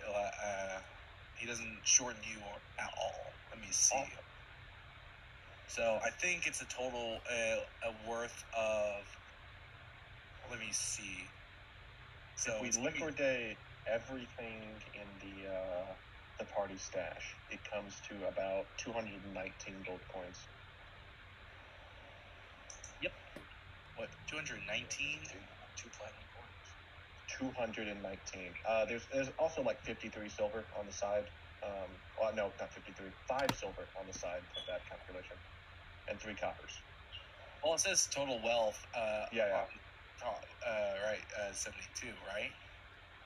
Yeah. This is when I say liquidate, I mean just compressing it all into gold coins. So we would delete everything in here as it was sold, and then just set the gold pieces 219. But only in the party stash you're talking about, right? Yeah, only in the party stash. I'm not considering anything else. That shouldn't be 200 though, because yeah, you're right. I'm sorry. I am looking at the other side, like you said. It should be 72. You're looking at the party total. Yeah. I was doing math. I was like, well, if it multiplied, that would be right. But no, it is 72. Okay, I will do it properly this time. Yes, and he'll pay you half for the leather armor and the short sword, but otherwise you are getting full price for all that, and that's a good chunk of change. So it comes out to about 70. Okay, there we go. That is a lot of coin. Well, I think they expected someone to keep the shield or something, but this is also divided between 5 people, so. That is just crazy that the beginner's box isn't even done and you guys have that much. Wow. That's that good. Yeah, you guys are just that good. Oh. So if you, as the DM, could go in and set the gold pieces to 70 even, and just delete everything else in there, it would be accurate. Yeah, that sounds about good. Is everyone good with selling everything? Yeah, we don't need anything. I don't mind. Alrighty. Give me just a moment. So and yeah, we got 70, and do you guys want to split that between everyone? Yeah, it'll end up everyone gets 14 pieces. I believe I have an option to just divide it up anyway. Automatically. Yes. There's Foundry is awesome like that. Let me see. Distribute coins. Yes. There you go. We're rich. Wow, that's a cool system, and that was fast too. So nice. Yeah, it's really nice. It's very convenient. I thought it was gonna be here for hours. And yeah, he goes ahead. He looks surprised with this, but he takes it. He takes it and brings out a nice bag, weighs it in his hand, takes out a few, puts it the correct amount, and hands you guys 70 gold pieces. And he split it between each other. And he gives a nod, signaling that he's done with you. He's very simple and moves on to the next thing, setting these new wares up in the market to sell. Nice. And now, what would you all like to do if you desire to find lodging at night for the night? There are two places you have heard of once going into this town: the Crook's Nook and the Rowdy Rockfish. And let me know if you guys are interested in figuring that out, or just let me know what you guys want to do. It's probably around 3 o'clock now. Crook's Nook, maybe? What do you guys think? What have I heard about Crook's Nook again? Sorry. The Crook's Nook is right over here. And I don't know anything about it really. Oh, well, you guys, from what I understand, most of you are brand new to this town. Mm-hmm. Yeah. And except for Aaron, you guys probably arrived either a few days ago or even this morning. And so it depends on, it's up to you guys how long you've been here. And Arian pipes up as you guys are discussing this. If you guys go to the Crook's Nooks, you're going without me. Why is that? Let's put it like this. The Crook's Nook is very accurately named. Oh. Petty thievery. Yeah, I don't want my money getting stolen. Well, it is a rumor, so don't take me at my word. And I'm going to look around. Aaron, just does that see if anyone's like within earshot? No, you could. No one's around in earshot. No one's paying attention to you at all. So, yeah. He still kind of like brings a flat hand up to his mouth as he kind of whispers to you guys. It's also rumored to be the home of the Thieves Guild in Otari. So, A thieves guild in this town? yeah, well, they all have them if they're over a certain population. It's just kind of It's how a it rather works. large town. I suppose you're right. And a lot of money comes through Otari from the logging, so you got to be careful. And the adventurers on top of that. So do keep your coin purses, close. There are thieves about. I'm gonna look over to Armel, and he's gonna look at me, and I'm just gonna sort of talk to him, off to the side, and be sort of trying to communicate that there are thieves around and to keep an eye out.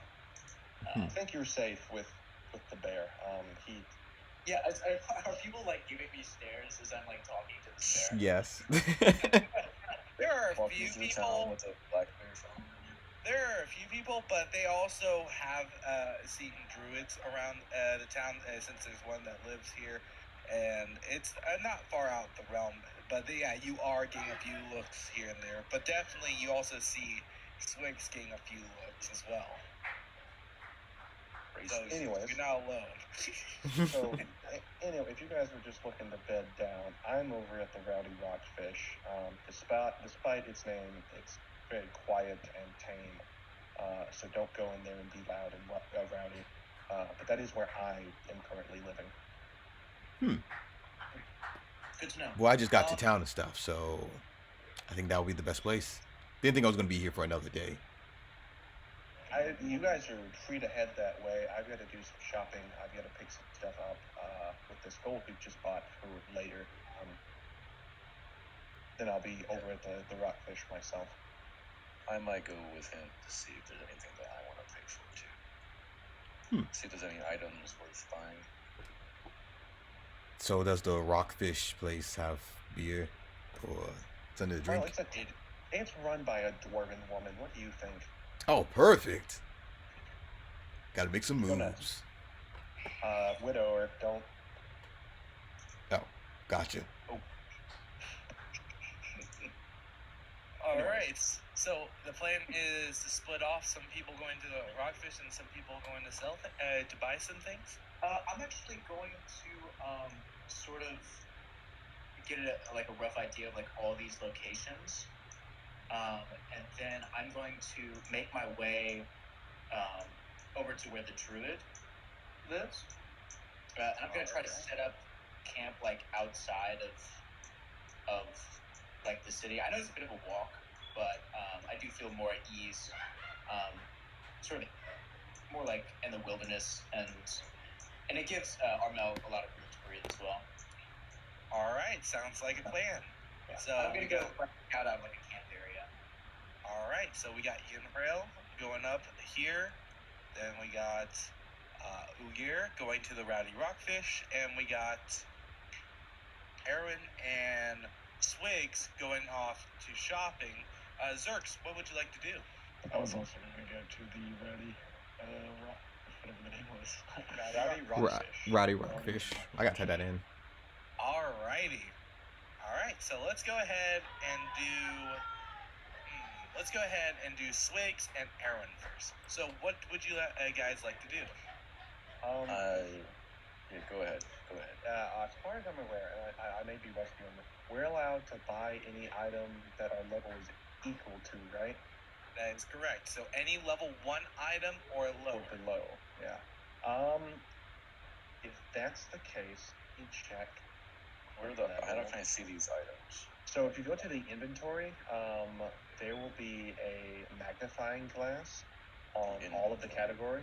It's on your character sheet. Yeah. Go to your actors page, double click you, and then you got your whole thing. You can go to the box, and then you can hit the magnifying glass, like he said. Open inventory browser, and you can just get rid of the inventory types, and it'll show you just the whole list. And as long as the number in bold is 0 or 1, we can find it. If it's above that, the DM has to decide if he wants to let us try and find it or just outright say it's not here. That's what it does. Also, there's like settlement rules too. Like I think Otari's like level 3 or something, so it has level 3 items in it. But I actually believe it's level 10. Really? It's level 10? Wow. Put soap in my mouth. It is. I believe so. And it just so surprisingly it matches up with the final level of the campaign. Wow, that's crazy. Whoa. But yeah, I believe it is. Let me double check. I'll let you know. I can find out 2 pages, but I believe it is level. No, I'm wrong. I am so wrong. It's 4. You are more correct. I am so wrong. We were both off. But yeah, so we can find anything here for 4, but also like the metropolis of the planet is just a few miles down the road, and I'm positive Absalom's level 20, so we can go into there and find whatever we wanted with a few days travel there and back. But for now, it doesn't matter. We're level 1. We have access to 0 and 1 items. Exactly, and there won't be the biggest thing is there won't be shops that have a list of items, mainly because there's just so many items in this game. Oh, there's a lot of bombs. Okay. Yeah, a lot of the shopping in this game is pretty much, do you have access to it and can you afford it? Then yes, you can get it. That's it, pretty much it, because I tried when I started this game for the first time, try to make a shop is so time consuming. It's hellish. I attempted it when I first started as well. It's not fun. So I just say anything you want that's common, level 1 or lower, that's easy. I would like to get. I'm gonna get a scroll of first rank spell, but I don't actually want a spell. I want to buy the formula for it. Okay. And that means you can start crafting it yourself with crafting and stuff like that. I don't know the new crafting rules, but I'm excited to see them. So I lose stats to these items. You just click them and they get a drop down. There's a little thing on the right that has numbers usually. Let me close him. Close that. Let me see. Click on. Oh, I can Oh. name. Okay. Also, if you look at the item, if you look right next to the hand, there's a number there. That's the level. Yeah. There's quite a few items and all that, but I'll let you guys go ahead. So you want to buy the formula? I don't know how much that is. Let me see. It costs the same amount as the item itself. Okay. Let me see. How much would that be? 4 gold. Oh, you already have it. Perfect. So yeah, you're probably going to odd stories about that. Yep. And Which I am familiar with that place. So I've been The there weapon before. needs to be finesse. Will it tell me on the top if it's a finesse weapon? So yes, what you on can the do? traits. Yeah, Go you ahead. can actually type in finesse into the traits bar, and it'll give you a drop-down menu, and it will filter all the finesse weapons in the game. Okay, perfect. Nice. A lot of them are uncommon because, you know, what kind Yeah, a of lot idiot of them are uncommon. what kind of an idiot swings a sword and doesn't hit hard, huh? But there's a lot of them. The sword game. What else do I? Well, while this go on, Yeah. I'll let you and I'll let Swigs take a look. We'll go ahead and move on to Yinfarel. Yinfarel, you go ahead and make it to what you know after checking in is the Stone Ring Pond. And you see a gnome standing there. She sees you approach and she gives you a wave. And you know her after getting introduced to her as Whirlwind. And I'll go ahead and show you what she looks like. And everyone can see it, so there you go. All right. And, Yeah, I'm just go gonna ahead. sort of talk to her about Go Rest, and sort of discreetly going to tell her that there is a shrine dedicated to Go Rest here in town, sort of like secretly underneath the fishery. Really? Discreetly, yeah. I'm gonna like tell her that. Without giving away too much, I'm just gonna say like I found a shrine dedicated to him near the fishery. A shrine? Really? She seems to be surprised by this, but not. It's not an unwelcome one. As you would know this when you first looked into this. This pond is a dedicated church of sorts to Gozareth. So she says, "Well, if there is possibly another one, a shrine of Gozareth here, I would very much like to see it. But I mean, was there anything special about it?" I'm gonna think back and say, there's imagery of an octopus or a squid of some kind. It was much like this. It was like a bowl. There's a bowl, and an octopus sort of surrounded this bowl, and there was water inside of it. Water. Gozareth. I don't know what that would mean. Did you all do anything with the water? I offered a prayer. It seemed to become magical. So I switched out some water from my water skin with the water, the new magical water from the bowl, sort of to give back, to receive and give. That is very wise of you to do it. You never know who or if Gozareth is watching. He is as fickle as the sea. I can agree. I do wonder if anything would happen if one were to drink it, but maybe Ghost Earth blesses a person. But nonetheless, perhaps one of these days you show me it, so I can check it out for myself and show more people about this shrine. I will keep that in mind. I hope you don't mind. I'm going to walk around the surrounding wood and find an encampment. Feel free. The woods is all of ours, and none at the same time. And she bids you a goodbye, and you go off to the forest to find a place to rest. Yeah, I'm probably gonna go sort of away. Like I see there's water here with the cover of natural trees, so I'm probably gonna set up camp like right here. Perfect. Yeah, I have a tent.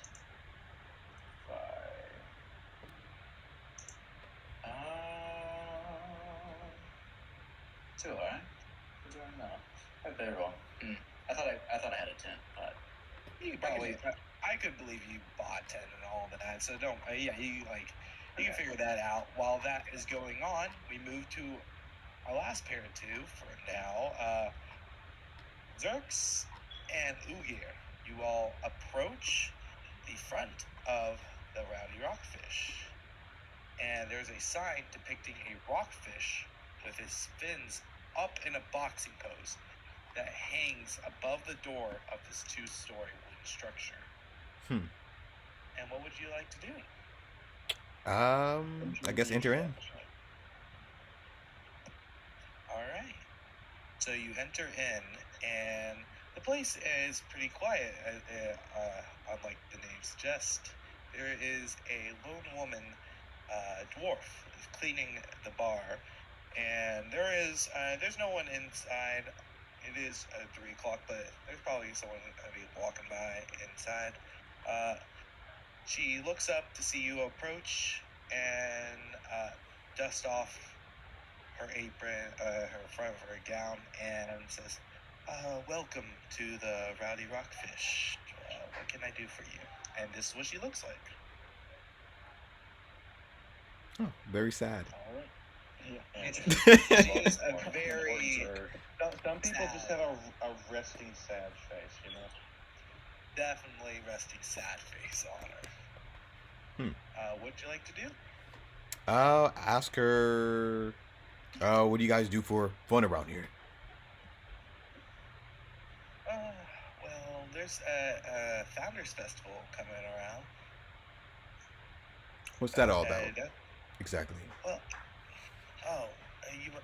yes, you must be newcomers. The Founders Day Festival is all about the founders of, well, this town. The Rose Guard, who vanquished a powerful sorceress long, long ago. They lost one of their members and made town nearby and to keep watch of the keep and to pay homage to their friend, Otari. Hey, that's the name of the village where we're at. That is correct. Yes, Otari was one of the members of the Rose Guard, and he lost his life in saving what many people tell the land. The Founders Day Festival, there's going to be a little play that will go on that will explain the Rose Guard and how they met and their trials and tribulations. You can see it. It could be right before the mayoral speeches. That will be, I guess, next week. This week. That'll be next week on the 3rd of Dismas. Is it free? It is free. Splendid. I will be there as soon as possible. We are glad to have you, despite her still being sad. Why the long face? She sighs and says, "Well, my son, Vlasta, my poor boy, he vanished without a trace. This is actually his tavern. A year has passed since he vanished, and all I know is he just up and left, and that is unlike him. I fear something has gone wrong, but with been looking for months and months, nothing has turned up." Did he take any of his stuff with him, or he just stood up and left? Everything, all this stuff still resides in this room. The town's guard, blessed they be, they tried their best, but they could not find anything. I still believe he's somewhere nearby. I hope for his safety. Do you have a description? Like a wanted poster kind of thing? Oh, yes. She goes ahead and she goes under the bar and pulls out a piece of paper. You could see that she has a stack of paper that was once wanted posters. Missing posters. There you go. Yeah, there you go. That Yeah. has been taken down after some time, and she takes out one missing posters and hands it to you, and it says Lazda Bankervale, and it's a picture of a young dwarf with a nice beard and a nice full hair with a big old grin on his face, and you can definitely see some traits off of his mother. And it doesn't look like Ugir, does it? No. Okay. Okay. I was like, oh, that's a huge twist, huh? Yeah. Son? No, actually, Dad. Would it be? The drama. But hey, if we ever find your son, you know, we could possibly help, but we are on a mission right now, so. She, her eyes light up, and she's like, "You can see about finding my son?" Yeah, I'll talk to the guys about it, see if we still want to be a team, and bada bing, bada boom. Of course, there's gonna be some, stuff we have to seal the deal on, but other than that, we'll find something. If you can find him, you can have as much ale as you want for months to come. It's just I want my boy back. It's been hard. And don't worry, we honestly need a party name, right, Zerk? If he's still here. That is true. Well, we'll find one. We'll probably maybe the Cobalt Killers, Cobalt Stoppers. Excuse you.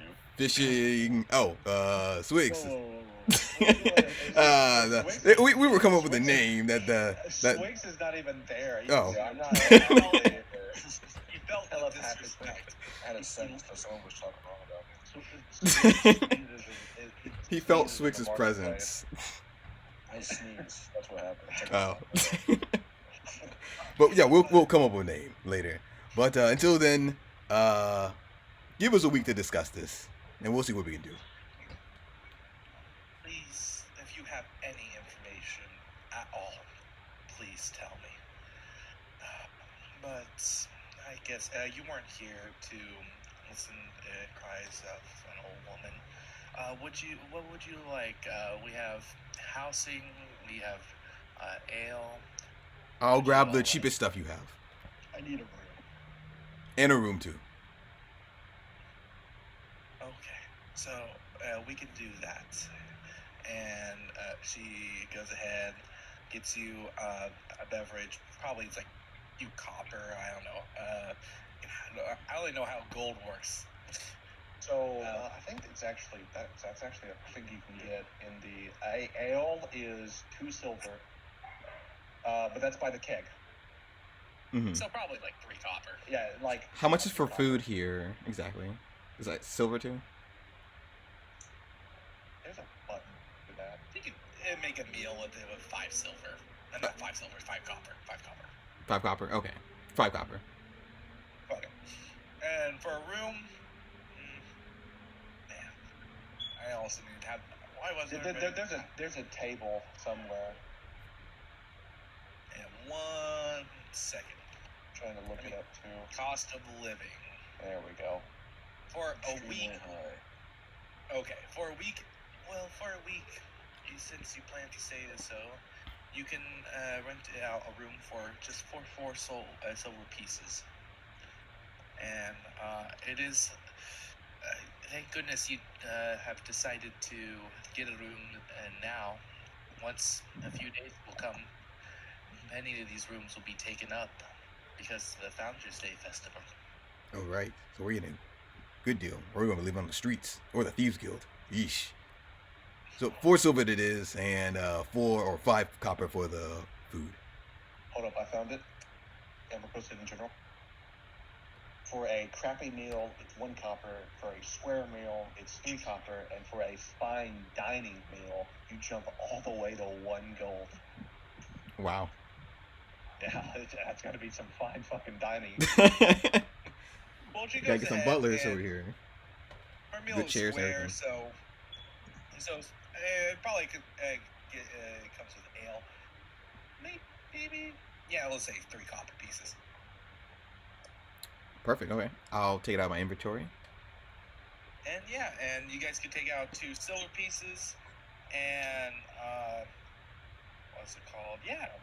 And once that's done, would you guys like to do anything else before heading to your rooms? I have a question, actually. Go right ahead. So I bought items, but it says it's a martial weapon. Can I still use that? I believe so, because you're a swashbuckler. Yeah, you Okay. are trained in martial weapons, yes. Shortly after, Ogier and Zerk get settled, Arian comes in from his time at the market, and, he's been here before. So he walks through the door and looks at the dwarven lady and just gives her a polite nod and says, "Hello, Miss, well, I looked at the wrong one. Whoops. Hello, Miss Vinkervale. Just serving the usual tonight?" She gives a nod. Yes, just the usual. He shuts the door behind him and comes fully into the tavern. All right. Oh yeah. By the way, you mentioned a little bit ago that you were gonna talk to Morblint about the tomb. Were you? No, I said I was going to mention it to the prior at the Dawnflower Library. Dawnflower. That's Yeah, I haven't done that yet. Miss Banderdash is who I was going to go talk to about that. Okay, I thought it was Morblin since you were there. Okay, never mind then.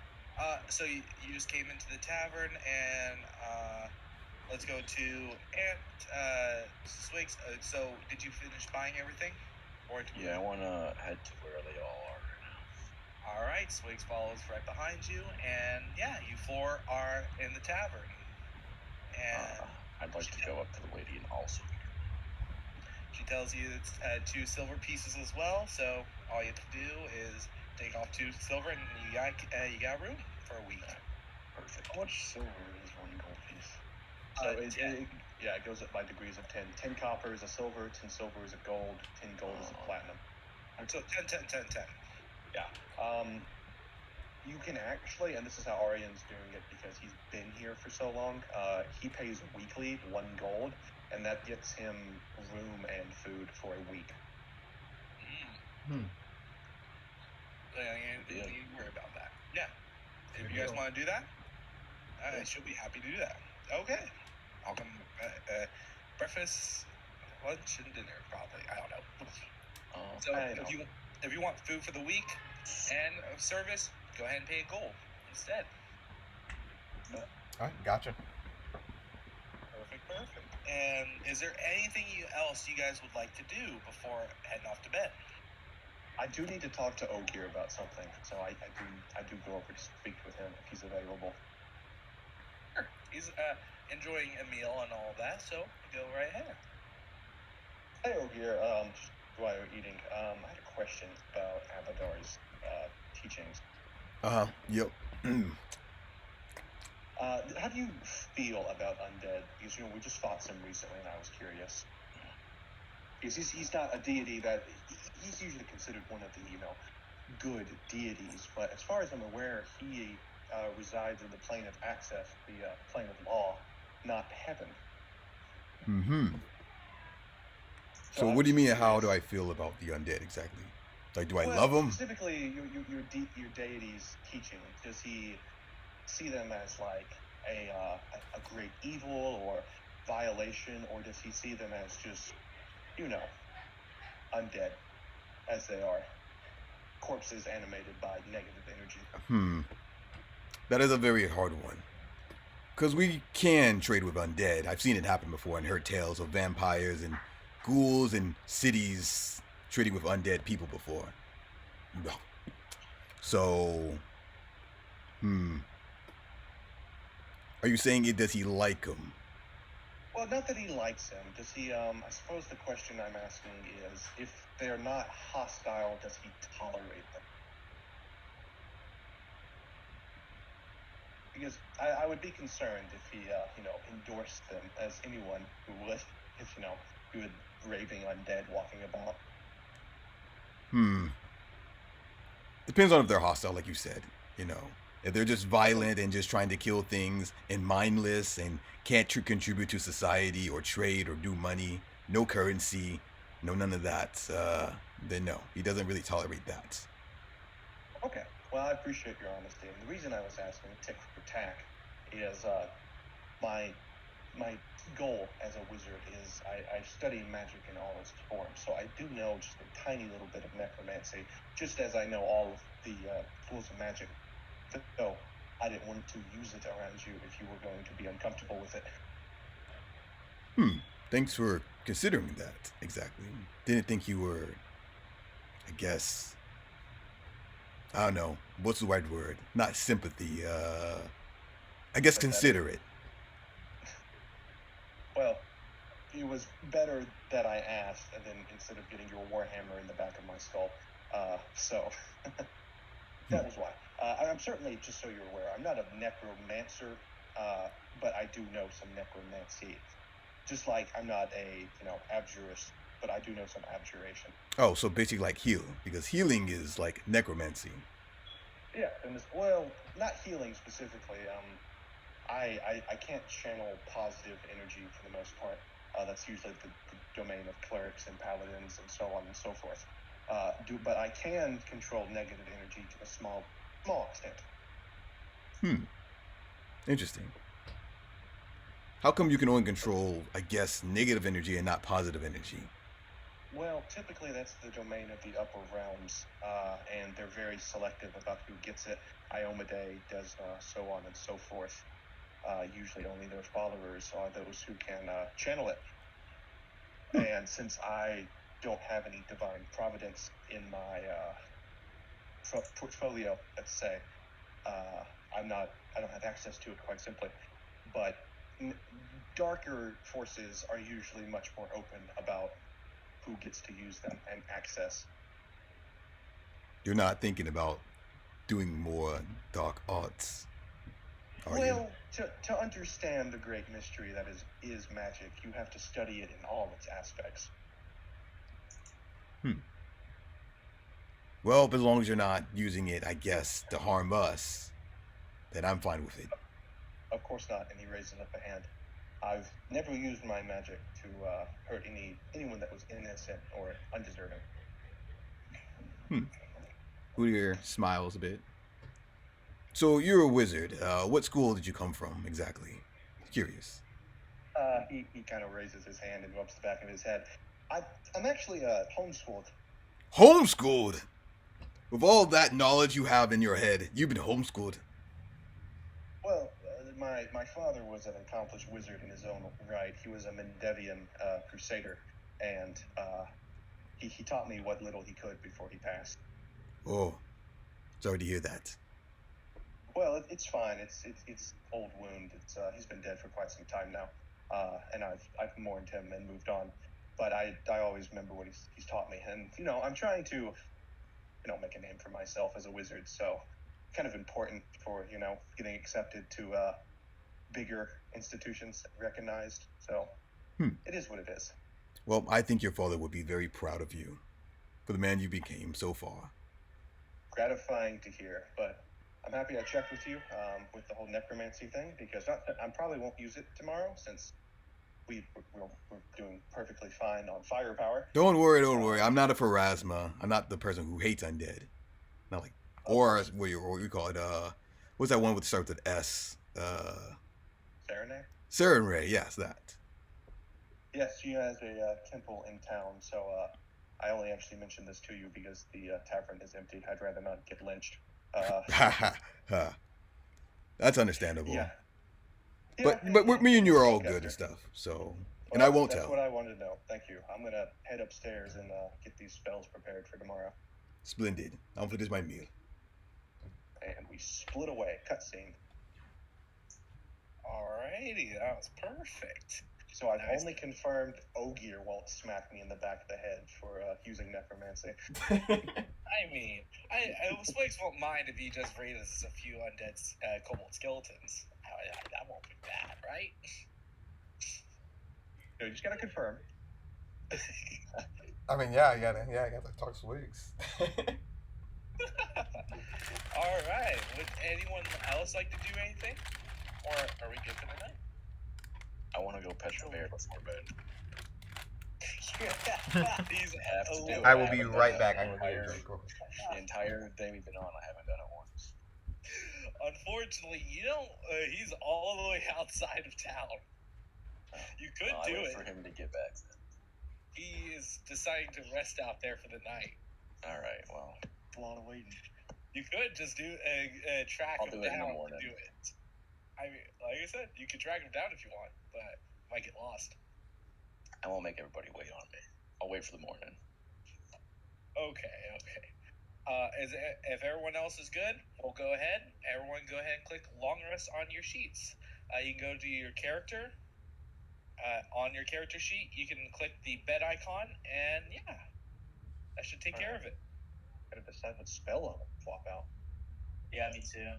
Oh, we're doing milestone, right? We're not worrying about XP. Is there a well-rested buff? So. Okay. Is this Skyrim? Is there a well-rested buff? Unfortunately, no. You get your I'm stuff just wondering because it says all well-rested. I wondered if it gave us anything. It's actually well-rested as the default. You can actually have a bad rest if it was interrupted. Yes. Or if you slept in heavy armor. Yeah. You can have bad rest that only give you like some of your HP back and stuff.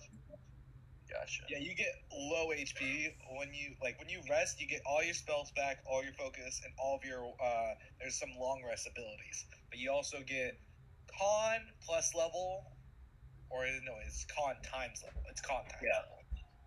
So level 1 is the roughest. You guys only get let's say 3 health back every rest. But that's why you desperately need someone with treat wounds.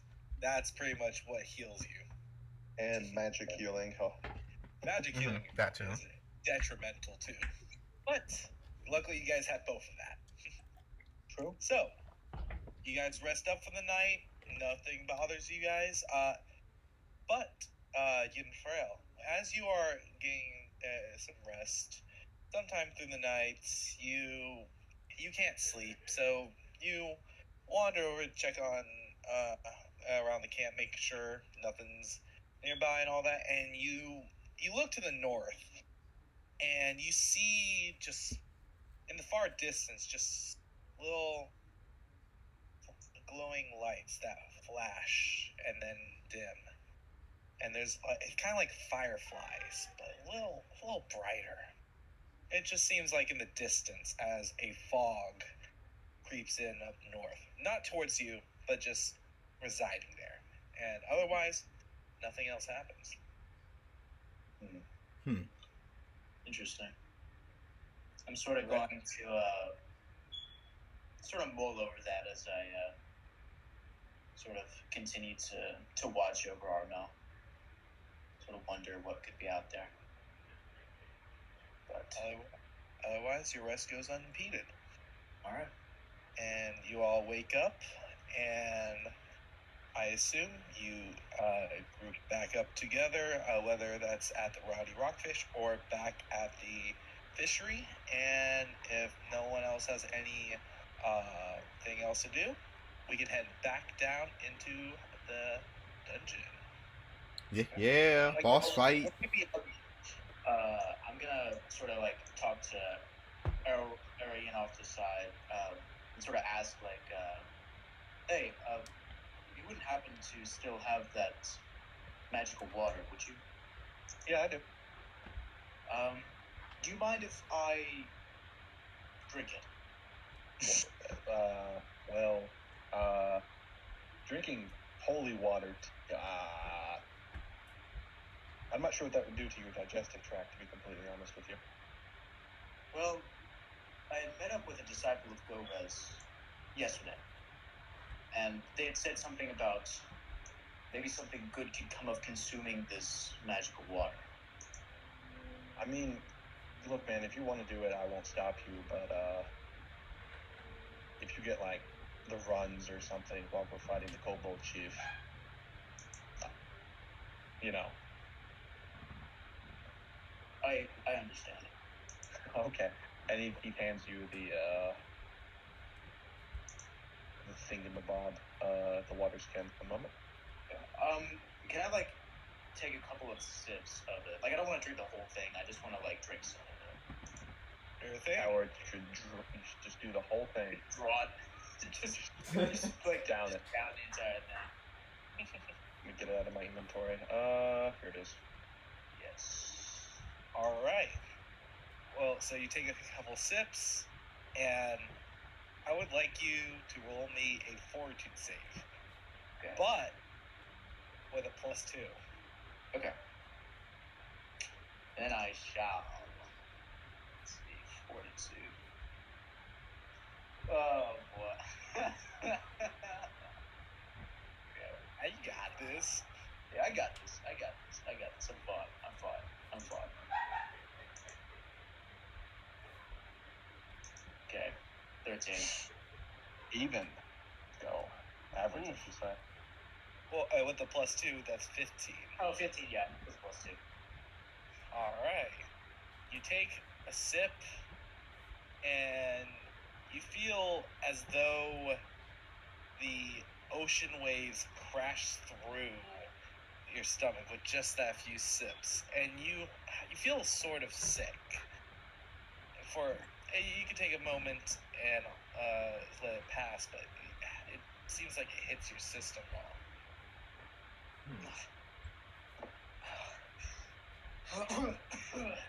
Man, I warned you. We did warn you. Yeah. He is a wizard and said you probably shouldn't drink the magic water. Maybe you should drink the whole thing. Drink more, it'll flush it out. Your commitment was It's an strong acquired enough. taste. It was an acquired taste. I'll say. We need to wait another day? I hope not. I'll be okay. Luckily, it's salty. After a few minutes, you feel the effect pass through, and you seem to be not affected anymore for now. But, yeah. My man just got cursed by some fucking water, bro. Crazy water. I'm good to continue. All right, well, take your word for it, big guy. I feel like an idiot. It's okay. We all get that way sometime. Some more than others. Yeah, I suppose. All right.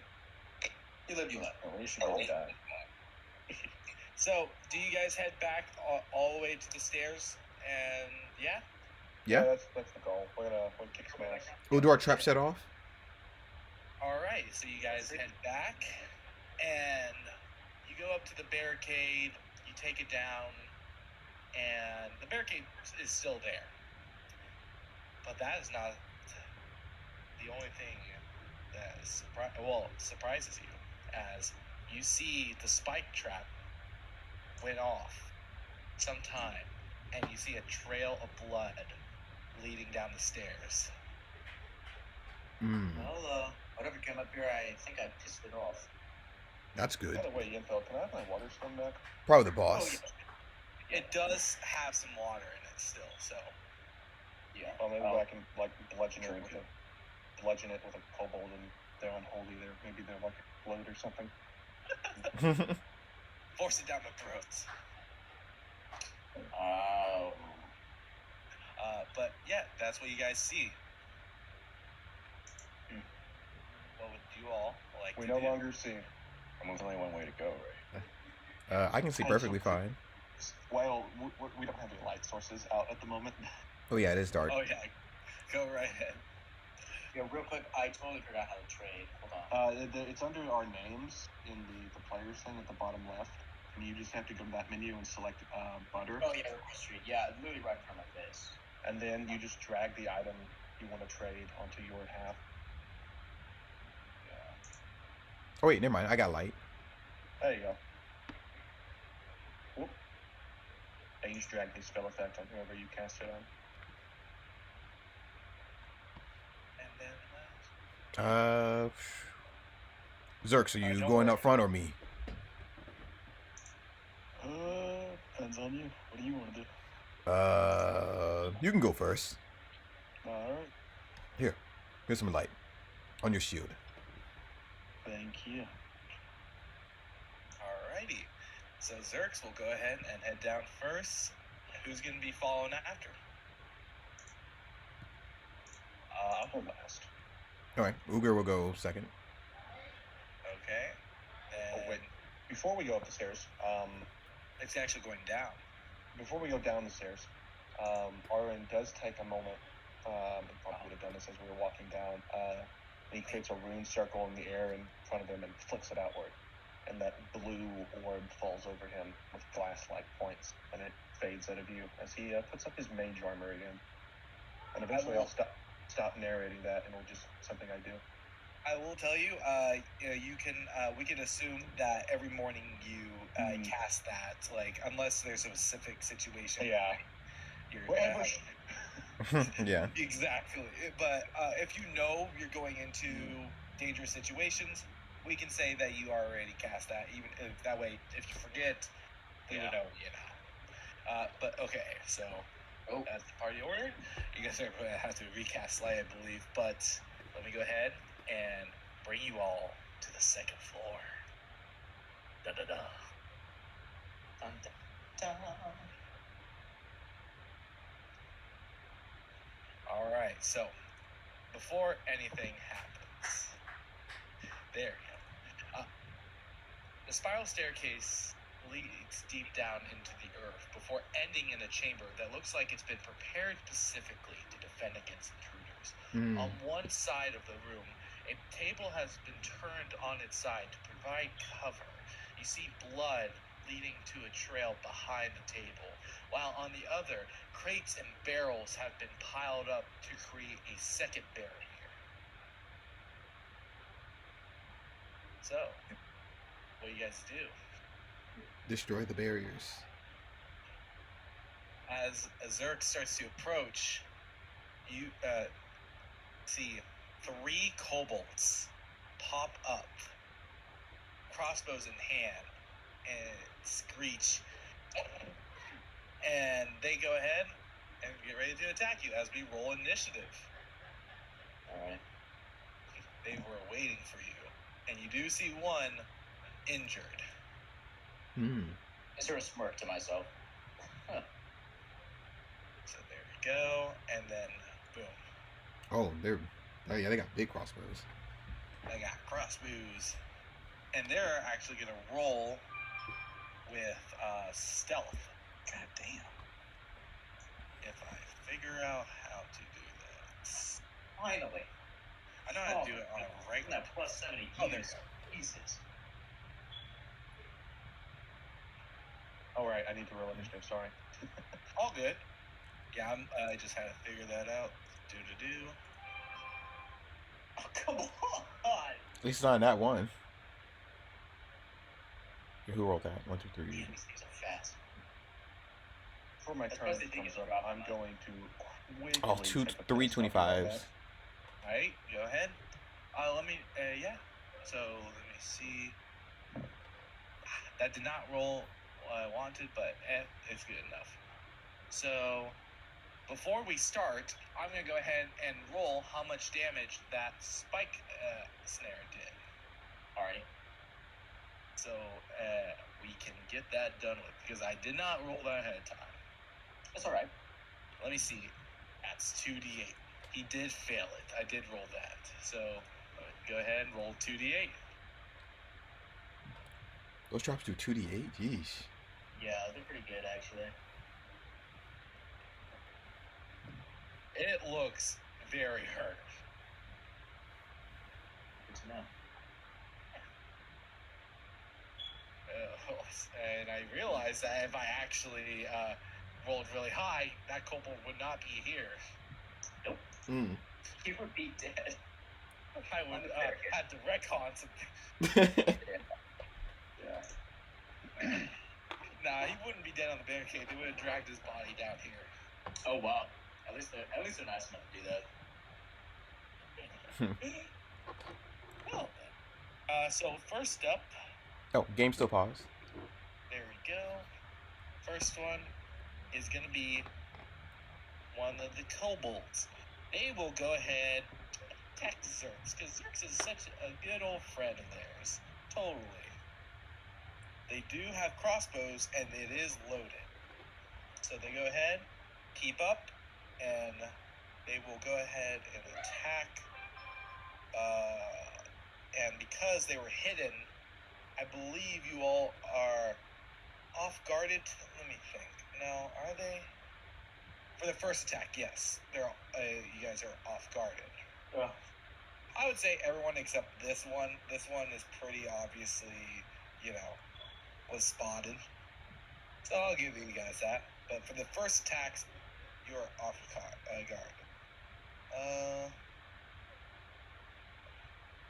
Let me see. I should be loaded.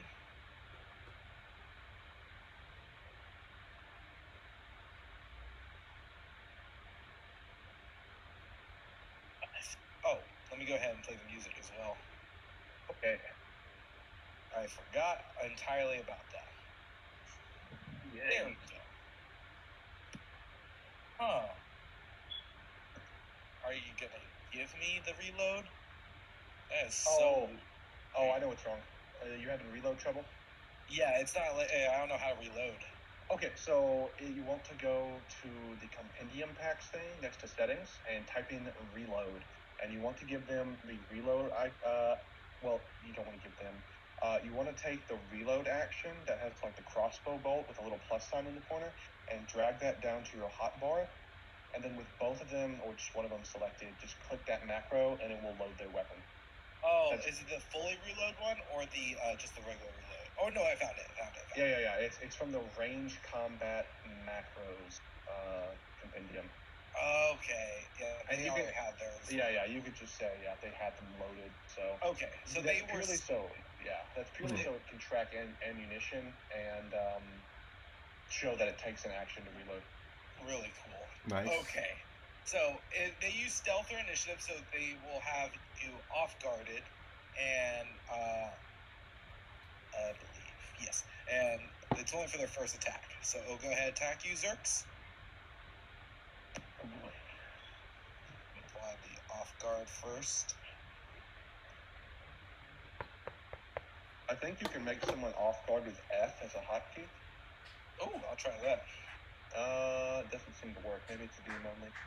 Or I could just also just hit plus 2. But either way, he missed, and it's gonna go ahead and reload and take another shot at you. It's probably not gonna hit. You're on guard now, man. Yep, and you got your true. shield. That's true. But it still hits with that. Alright, and Gonna roll some damage. To the crit. Oh, wow, that is not a lot for that. Mm-mm. Zerx takes 3 points of damage as it ends its turn. Next up is another one of the scouts. It goes ahead and this time targets Swigs. Going to be off guard. Yes, I'll take care of it. Alright. Yeah, you're only off guard for this first strike, and then you guys are not off guard anymore. Alright, so first shot is a miss. Nice. No longer off guarded. And Bless you. And Thank you. Go ahead, roll attack. That is a miss. That's their Yeah. 3 actions. Yen Frail, you're up. You hear All right. all this fighting. Oh, and you can see it too. Quickly realizing what's happening, and noticing Zerx first get hurt, I'm going to say a few words, and I'm going to cast a spell, and I'm going to cast Rousing Splash. So as you sort of like get this nice cool sort of water just sort of like splashes over your head. It's not like freezing. It's more of like a nice cool, and it grants you some temporary hit points. And yeah, I think I just drag it over there. Okay. Yeah. Oh yeah. So you get That is nice. 4 temporary hit points. Sort of compensate for the 3 that you lost. And then I'm going to shout in Sylvain to command an animal. And Armel is going to skip between me and Ogier. So 10, 15, 20, 25. He's going to... The game doesn't like corners. You gotta like... Yeah. He's going to bear rush all the way around behind this kobold. And he is going to swipe at it with his paws. Let me actually... Alrighty. Let's see if you kill him. 14. Damn. Oh, unfortunate, that's a miss. And that is Yennefer's turn, I believe. Yep, that is my turn. Alright, now it is this kobold. And it's going to... It's going to point up his crossbow and try to shoot at Armel. Okay. And see what happens. Is there like attack of opportunity or reactive strike? no hit. Go ahead. Range? Like since I'm within melee range, is there rules with that, or am I crazy? No, there is not. I believe. I believe that's in first edition, but in this one, in second edition, there's no rules or penalties. The most penalties is about the reactive strike that they provoke. That. Okay. I believe, unless I'm wrong about it, but I believe there's that you get no penalties for that. Yeah, I think I might be thinking of volley. So like volley does affect that. Yes. Yeah. That's what I'm thinking of. Yeah. Continue volley. The only other thing that would affect it besides reactive strike is that when you're shooting into melee, sometimes you can get like hover bonuses if they're trying to shoot past someone. Yeah. Let me see. Alright, and he's gonna go ahead and do it. Really? Okay, that's really weird, but okay.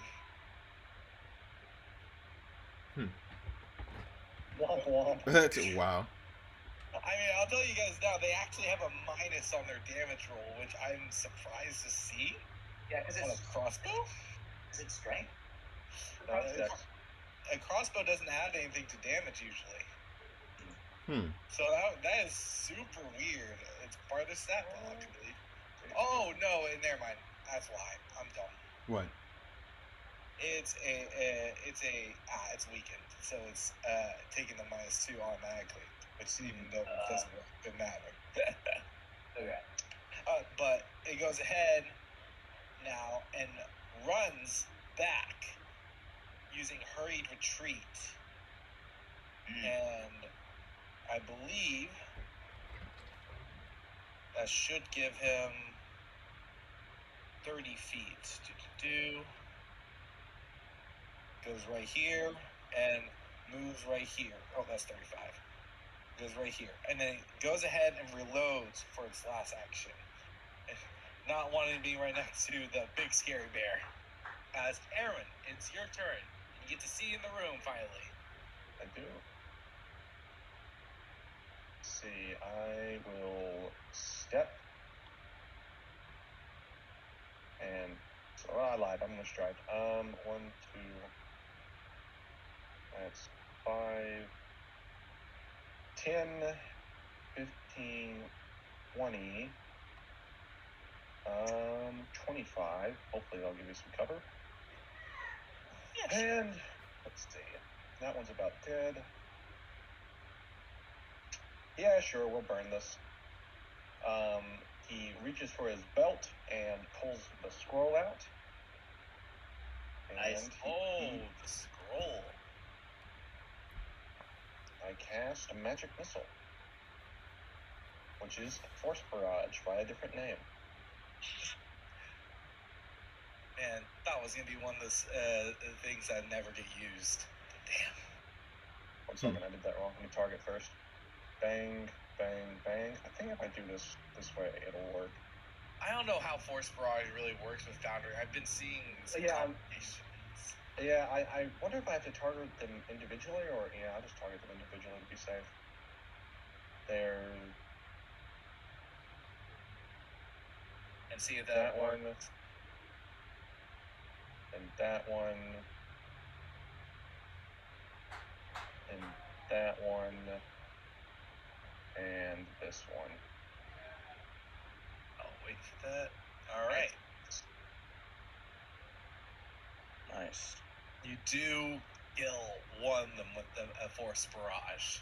Nice. So he pulls out the scroll, and he holds it out in front of him, and his other hand's behind it, and it just explodes with a flash of like blue fire, and as it burns up, the force bolts, purple in color, launch out of the explosion. Alrighty. Nice. Now is Ugir's turn. Okay. Well, one dead.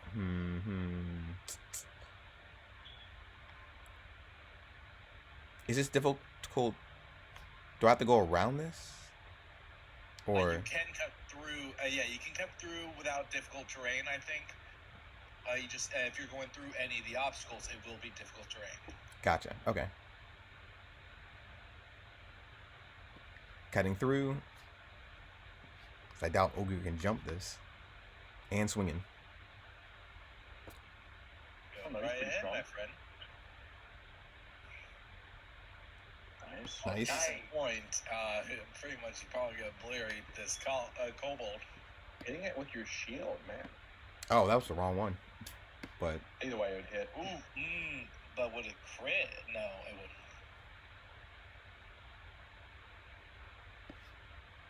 Alrighty, I think you, he's still alive. alright, now we're gonna use the Warhammer. Badly injured. Should use the first one.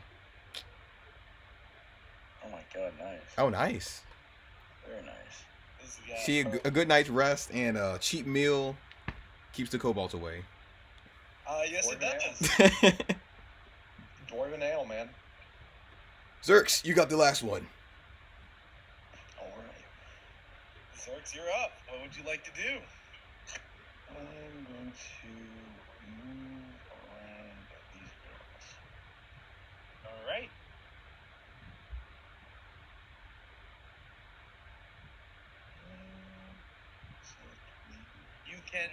You can strike from there, I think. Can I? Yeah, it's not that bad. Then I am going to strike.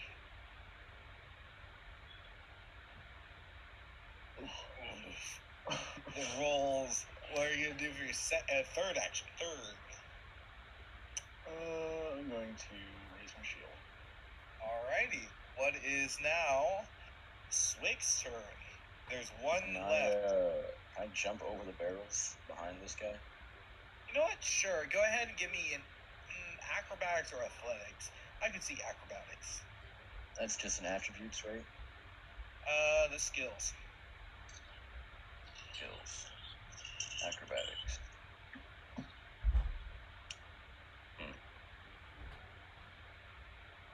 Yeah, I'll do it. Hey, hell yeah. And what is it called? Since you're doing a fun little thing, go ahead and give yourself panache, because that was a pretty cool move. Hell yeah, dude. Nice. Your little kobold just jumps onto the barrels and jumps over this kobold before turning around.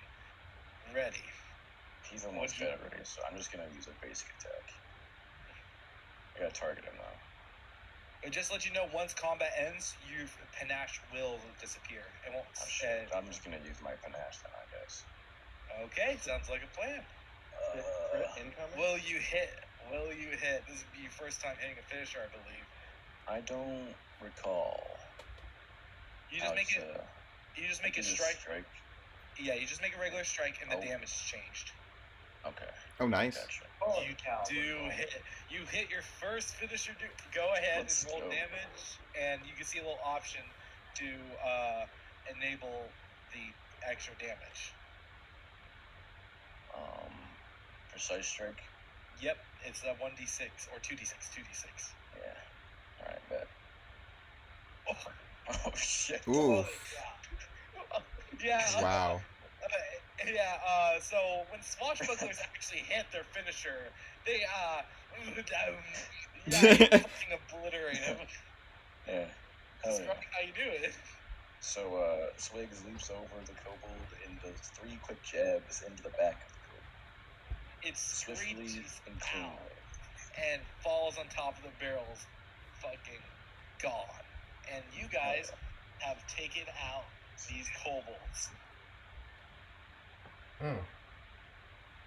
All right, so not to take the obvious, folks, I don't think these were the bosses.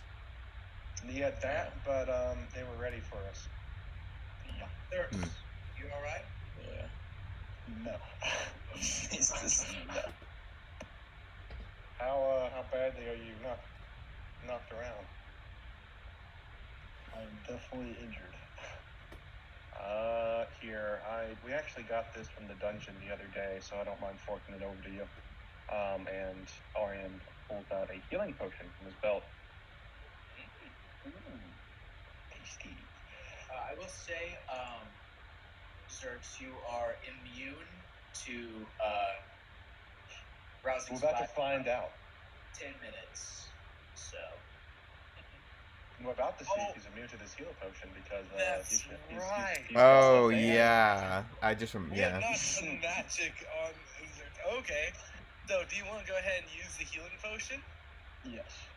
All right. So all you have to do is go to your inventory, and then you can click on use, and that on the healing potion miner, and it should work. And I don't think he's told us that he's, Okay. So nice. what we're gonna do first, Michael, go ahead, Zerx, go ahead and roll a d20. What you do is you put backslash. I'll type it in Discord so you can see. So it's gonna be backslash R. Then you can put d20 like that.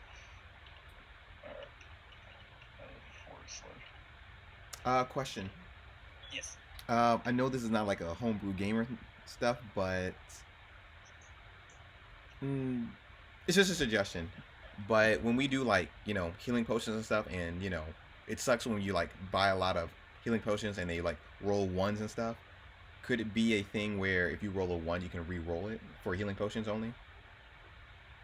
I think it adds to the fun if a healing potion just fucking sucks. Like, oh shit, now we're in trouble. I'll remember. That. Okay. Get that potion for free. Yeah, just a suggestion. This have to be a thing. It is true that potions are very valuable in the system. But I'll keep that in mind. Potions later on will have that one. That one was a plus. Not even a plus. It was just a D8. Later on, as they scale up and we start getting moderate potions, they do 1d8 plus X. So you always get like a certain threshold of healing. They get ridiculous later on. Same thing for so wounds. Yeah, we're level 1 is why it's things are sucking. Yeah. Gotcha. Okay. Also, how are we ruling? Yeah, I completely forgot about magical immunity stuff. Would my rousing splash would that have actually worked? I don't remember how we ruled that. I forgot about that. Because he's got the anti-magic background, he just has to roll a flat check every time magic affects him, and it's like a D3. So he has to roll under a 3 to be immune. So very unlikely, but he does. Yeah, that rousing splash was supposed to be, so go ahead and roll another d20, Zerx. We'll say that 16's for the rousing splash. We'll say this one's for the potion. Okay. That way it's all in the can. Yeah.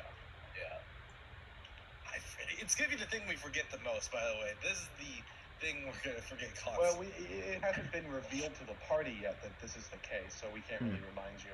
That is true. Yeah. But for right now, nothing happens.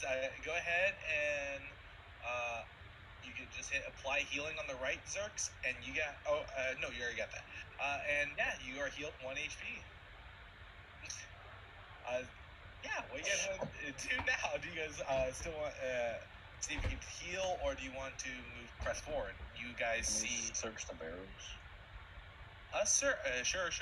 If he's gonna do that, I want to heal Zerx. Just treat wounds for 10 minutes. What do I gotta roll? You don't need to roll anything to look inside these barrels and all that. You go ahead and look into them, and you don't see they don't contain anything. They're empty.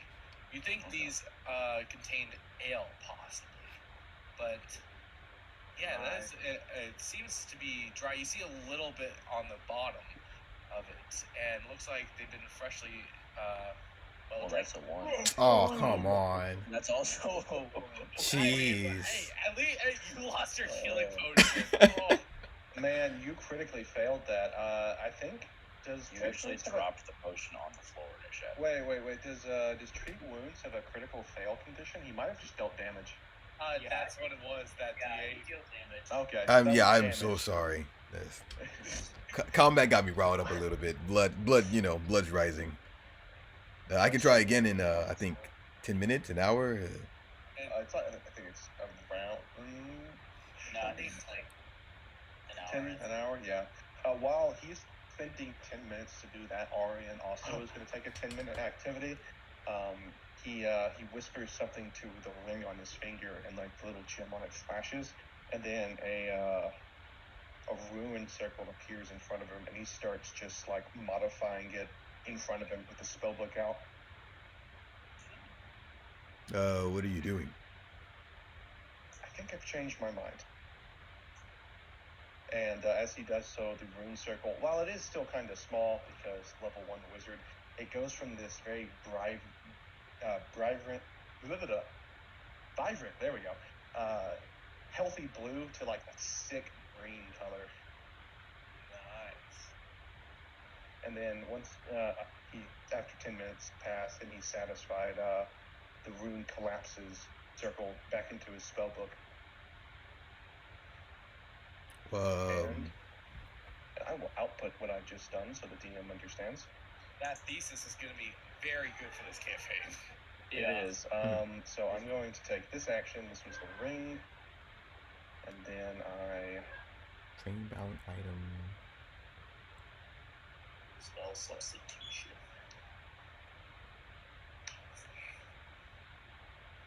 What is it called? Let me see. Why are you using the drain bonded item? Because I restored magic armor and then switched it.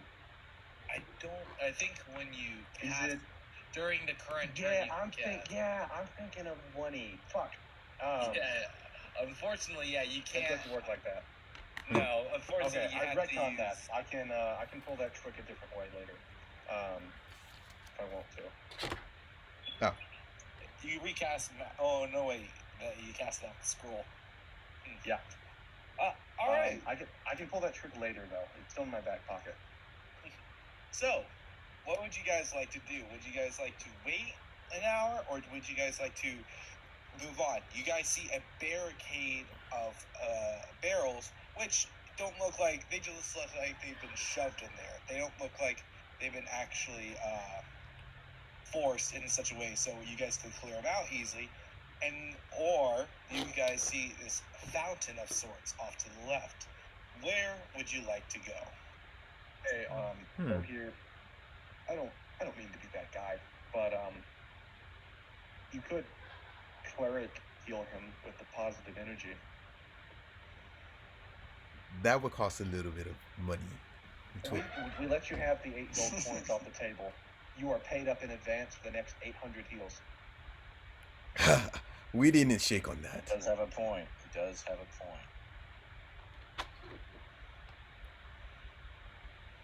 Again. Also, beyond that, Zerx is in the front line with you, taking hits you would otherwise have to take, which is a service rendered, which should be repaid in exchange. This is a valid argument. And remember, and I know now, dwarf. What you gonna do now? And far be it from me to do this to a cleric who knows better than me, but I do believe that is among Abadar's teachings for equivalent exchange and deals. Damn, he brought your god into this. Okay. Udyr smiles, smirks. Fine. Zerk is pretty good, especially with the shield and taking the hits here and there. So I'm happy to change your mind. I only did that OOCD because Arrowian is also trained in religion, so seem to know a lot about religion. Somebody's turn. Fine, I'll cast this once. Thank you, Gear. All right, 799 heals to go. We'll owe you another 8 gold. No. Not 8 gold. That's too high. Well, no, I said for the 800. Just assuming you were charging a copper. Why are there dice rolling? No, I'm doing 2 action heal. Healing. Yeah, Go ahead and take 16 healing. Well, yeah. Yeah. Oh! Hero point. You got a hero point that, yeah. You can hero point any. Yeah, go ahead. It's just wasted. The one time it comes up. Wait, DC2. DC2? Okay. Let me check. Oh my god. Wow. I don't remember. Let me see. I'm checking it out. Is it DC3 or DC2? I think it's DC3. Yeah. It meets it, beats it, right? Yeah, I'm pretty sure it meets it, beats it. Yeah. It's DC3. Oh my god. Jeez. Oh wow. That background is gonna be the death of Zerx. Look, that was a 2-action heal, right? Yeah, it was 2 actions. Yeah, okay. Very epic. Ugir, you go ahead and start healing Zerx, and at first, it doesn't feel like your magic is doing anything. It feels like it's pushed back, but then it just, like, a building falling down, it just washes over Zerx, and that moment of resistance is gone, and it felt weird for a moment, but yeah. Zerk. Yep. My magic normally just heals people without no resistance. Is there something going on with you? Maybe you had a little too much booze last night. I don't think booze would do that. It took me a little longer to give you this. Well, what are you saying here, Ogre? Like, are you saying what happened? I don't know. I'm asking Zerx. Maybe he has like a magical barrier or something around him. It felt like a barrier. Well, it may not have been Zerx's fault. I mean, perhaps the kobolds have some kind of item or device they stole from these ruins that is impeding our magic. That is a very high fetch and high, I guess, what do you call it? Kobold myself. I don't think. Not hypotenuse. Well, no, as I said, they would have stolen it, obviously, but there's no way Zerx is the cause. He's not like a planar outsider. Yeah, definitely got to be the kobolds. So how do you fix this exactly? If it's the kobolds, he puts quotations up as soon as he says kobolds. Well, they just might have a magic item, or perhaps they have a spellcaster. Kobolds have shamans among them. Well, the healing's always worked on everybody else, though. It's Well, yeah, only Zerg that's having a problem. Well, look at Zerx. He's fine. The healing worked. Yeah. True. Maybe I'm just exaggerating stuff. This is the first time I ever healed you guys, so. Yeah, maybe there was, Abadar was giving you a little subtle nod that you should do it more often. Or maybe the complete opposite, without pay. That's what it feels like. Well, if it's hey, resistant. Before there was coins, there was the barter economy, and we've already mentioned the whole service exchange, so we're all right. Mm-hmm. Anyways, let's find some kobolds. All right. Which way do you guys want to go? Do you want to mess with the barricade of north, or do you want to head to the fountain? That is the question I preside to you all. Also, I'm gonna say I did do the spell substitution, and the same thing happened. I just, I'm doing it correctly this time. All right. Game-wise. So since the kobolds are barricading, they're obviously behind those barrels. We should probably explore a little before we go in there. Well, the last time we broke a barricade, they were undead, so they're probably blocking off. Yeah, it's probably more undead, honestly. Well, it seems that the kobolds are barricading either things that are threatening them, or they want to funnel us to go a direction. And I've read in several military strategy books. Never do what the enemy wants you to do. I say we go through these barrels. And if you're wrong, then we kill whatever's on the other side. We seem pretty good at that, so. True. I would like to come back and explore this fountain. Absolutely. I mean, if the kobolds are through here and we do get the chief, we should still clean out this whole area. Wait, is it a magical fountain? It's just it's just got water in it. We don't know. There seems to be a statue down that hole. Some kind of fish man. There's a statue. Well, maybe we should check out that fountain. Ooh. Can Ugir cast detect magic? Might have something to do with that water. Your thing. Stealing my thunder. Oh, sorry. You go ahead. Go ahead. I just thought and of it. Detect it, and yeah, you detect, and from what you could tell, you do not detect the presence of magic. Oh, just a statue of a fountain. Well, hey, it could be a statue of someone kind of important. Let's take a look. And Arian takes the time, goes in there. Our torch could come with us. Yeah, there we go. Being a bit wary, I am going to raise a shield preemptively. All yeah, right. I want to put my little buckler up. Let's pause that right there. Okay, so this is what happens as Erwin and Zerk start to walk around the side of this pool of water, this fountain. The water you can see some cracks in the stone where it's starting to leak. And it looks like it's been here for a long time. It's still in operation, though. And for a second, Zerx, you thought you catch movement in the corner of your eye, but no, I mean, that's nothing, right? Aaron, you look at the statue face on, and you see it move up and start to turn a little bit as the trap starts to activate. And let's go ahead and put everyone in initiative. All right. For this fun little trap we have. Oh, See, okay. You're wrong. You put fun and trap in the same sentence. So. Arian looks up as the trap starts moving in front of him. He looks up at it and goes, "Oh, damn me!" by the black hand, and the trap happens. Alrighty, let me see. Wonder, do I even roll? Come on! Oh god. I rolled really low. Okay, so let me see. Did it do? Yeah.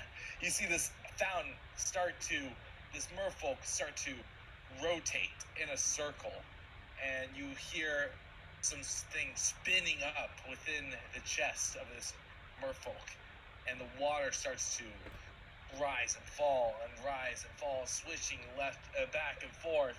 As Aaron, you're up first. All right, I'm moving. And he goes. He cast ward. Yeah, we'll pause. Oh, sorry. I gotta get used to that. He invokes Karthaz, and his form works slightly again, and he skedaddles. Skedaddle. And whoop! I hit the. That is not what I meant to copy and paste. I'm just gonna start putting. There we go. And that's the end of my turn. Alrighty, now it is Swig's turn. What would you like to do? So we're fighting the statue? It's a trap. Meaning it can be disabled, right? Or It could possibly. What I would you could try and disable it, I guess. You can. You don't know how to from looking at it, but you can roll me a crafting check, hidden, to see if you can figure out a way to disable it. How do I do a hidden craft? When you go and click crafting, it should pop up with a box, and on that box you can select what type of roll. If click that public and do the blind. Where is crafting? It's under the skills. It's a skill that acrobatics, athletics. Yeah. Yeah, it just rolls it whenever I click that. It doesn't give me a box like you guys keep saying. I guess the only way it's really weird because it does it for me. But you can do it on your character sheet. You double click Swigs, and then go to the hand symbol, and then you can click crafting, and see if that works. I just rolled another regular one. Really? Yeah, I don't know. Okay. So also, if you click the eyeball on the right side next to the dice, and I think a GM looking in a book, it also makes things hidden. I found that out. Like you can click that eyeball one on the bottom right, and that'll make your rolls, all your rolls hidden. Eyeball on the bottom right. Has like a little all line on to the it. bottom right of your screen. That says end turn. Are you on the chat? The little bubbles.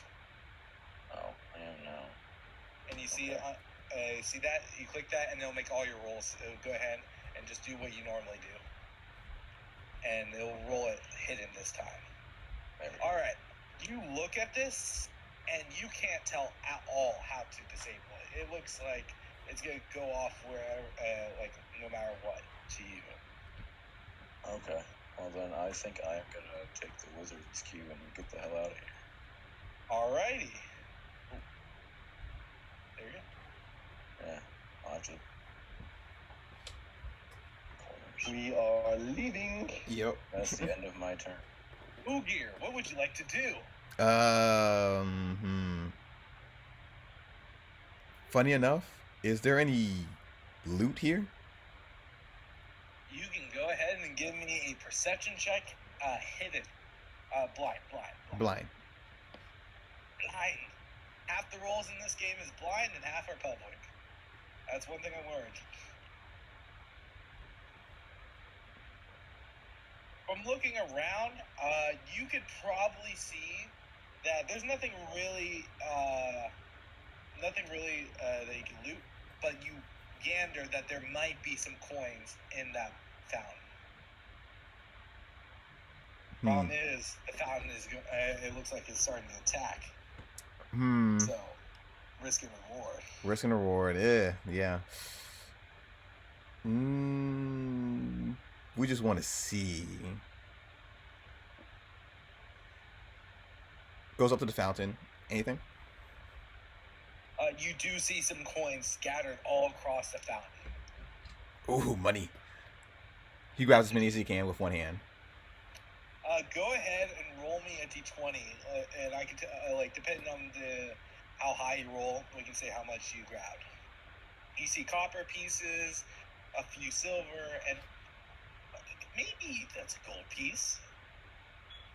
Where do you roll a 1d20? You go ahead in the chat box on the bottom right. You can type /RD20, and you can see this in general how to do it as well. I typed it out there earlier. Basic label roll for. Okay, I typed it. What do I do next? Hit enter, and you're good to go. Yeah, okay, you got yourself, let me see, not that box, this box, there you go. And there's, okay, you got yourself a singular gold piece, 4 silver, and 3 copper pieces. Nice.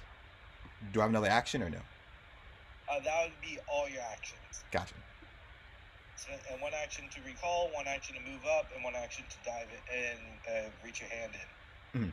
And that's your turn. Last but not least, is Zerks, the first. I am getting out of here. Okay. But the money. Money. All right. And I believe that's your turn, Zerks. Yep.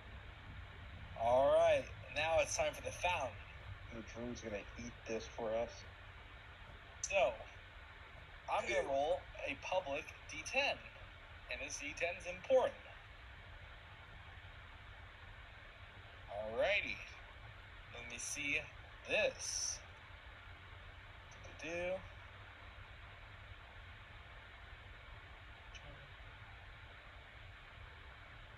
Alright. Ooh. Someone's got lucky. As you see this fountain, go ahead and in quick succession spits out concentrated water out of its mouth in a fast and singular stream going from one corner to the next, spraying all 4 corners and hitting the rock and rubble. And it looks like that would have been very painful if it hits you. Like, kind of imagine like a pressure washer, but a even higher blast. Oof. And it spends its entire turn spraying the corners. And that's its turn. Oh, it misses? It rolled the corner spray, let's say. Oh, okay. But still is operational. This is why we have rolled initiative, because the trap goes more than once. But Yinfrel, you are up. Is there anything you would like to do? Seeing that it's made of water, I'm going to see if I can maybe disable it somehow. I'm just going to see what happens and, like, cast electric arc just, like, on the statue. All right. Go ahead. And you know what? Give me a nature check. Let's go a little bit of flavor with this. See how powerful your spell is. 17. Alright, so you go ahead and cast Electric Arc, and you shock the statue and the water, but it appears to be not really effective to it, and it keeps going as normal. Worth a shot, and I'm going to get the hell out of the doorway. Alrighty. Now, would anyone else like to change their moves besides Ugir, or should we just skip to Ugir's turn? Yeah, Ugir is probably going to get the heck out of here. I'm very comfortable behind this nice wall. Yeah, I think the barricade idea was a better idea. If everyone's good with it, then Ugir, you can go ahead and move out of the room if you would like to. Is there any more coins? There are some more coins in there. I do have enough movement. He'll use 1 action to dig for 1 more and then get out of there. Okay, go ahead.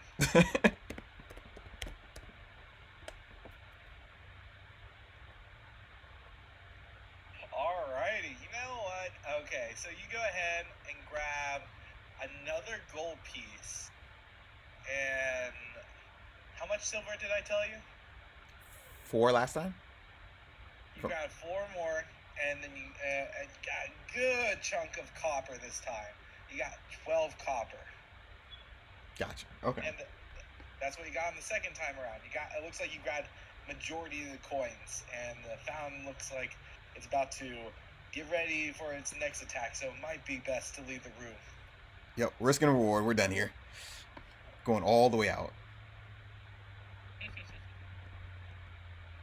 Alrighty, you do that, and if no one does anything else, for the next 30 seconds or so, the trap keeps on spitting out water, spraying the room. You see it do a half the room, spraying like a wide spread to cover the left and right side, and then the north and south side. Then it does a huge spray where it spins rapidly, spraying the entire room. And after a few more attacks, it stops and slowly shudders back to its off position. Slonks down and stays there. And that's all it does. Well, we are out of initiative.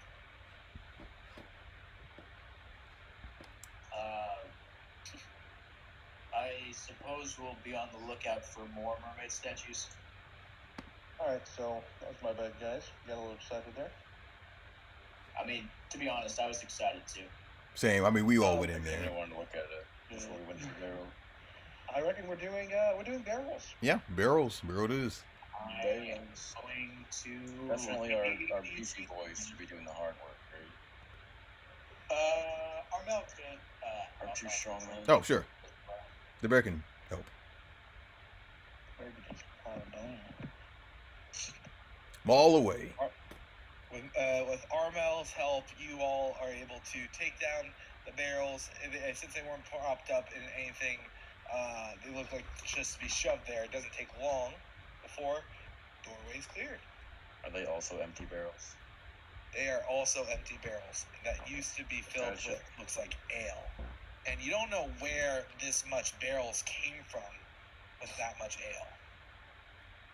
Gonna give Armel a good old scratch behind the ears and a bunch of rubs as we continue. All Do I have to right. hit drop to get rid of my shield effect? No. Is that water? And Shield. also, I'm still shield. as we walk along. So not let me liking go this. ahead and describe what you guys see here first. Mhm. So, all right, let me see. Did I just make 2 of This place is real narrow. 2? Hold on a second. I think I glitched out my foundry. Let me just go ahead and reset it. All right. All these reconnecting, try not to move or you may desync.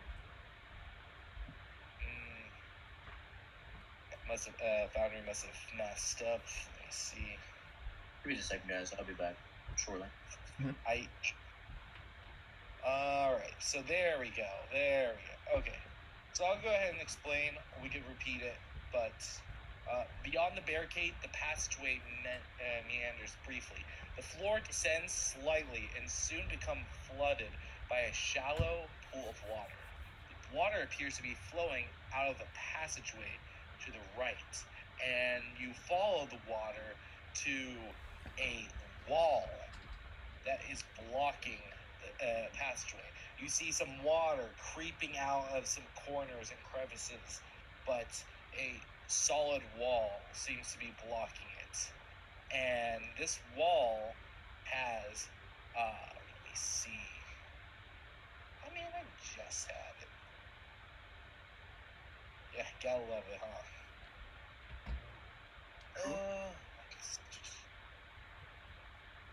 Apologies.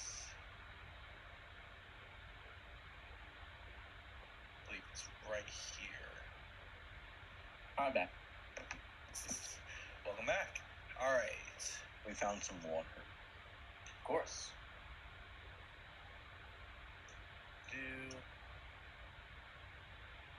should be right here in my notes. Alright, there it is. Found it. Sorry. Okay. So, yeah, you see this magical door of some sort of dark stone. And this door is covered in hundreds and hundreds of tiny sigils depicting all sorts of objects. You see a symbol of a sword, a crown, a key, a tree, a cloud, and so on. These symbols light up with a soft blue glow, and it's dim. And let me see, and that's what you guys see. And you see on 4 corners of this door is text, dwarven text, that I am gonna type out with our little handy dandy pole guy. Ooh, dwarven text. So, like, with this, like, if you don't understand the language, like, it'll be It'll just be some. A lot of them have like specific scripts, so you can see them. Like the Draconic uses the dragon language from Skyrim. Right. It's taken from a lot, but you'll get the gist of it. yeah. As long as the DM can actually just be not selecting anyone and switch his over to Dwarven, and as long as the box above his chat box is checkmarked, he'll output it in Dwarven. Yes, indeed. And yeah, it's like that. Very cool. Yeah. So, interesting. Okay, And you Elven see looks like this. 4 lines. You see all that. Huh. Scroll down here. Actually, really cool. Can you not in Dwarven? Can you post the door description just like its physical description again? Sure thing. And where's the door on the map? Is it right here or? It's right where Ian Rail. Okay. All right. my fault, guys. It's yes. It's what's it called right there? I didn't know how to make put a door in. I couldn't figure it out, but I didn't know how to add a door in. But you see a door like that. Let me go ahead and post it. Do. It's all good. Does anybody else speak dwarven? Did you say that in character? Yes. Okay. Arian looks up and says, yeah, I've studied it. He says that not looking at you, but the door. Oh, yeah? So, what's the first sentence? No legs I have to dance, no lungs I have to breathe, no life have I to live or die, and yet I do all 3. Then the verses go on. Seems to be a riddle. Another one of these. So wait. You speak dwarf. Is the riddle translated now? The translated it? We can. Oh, you output it in Dwarven. Yep, I did.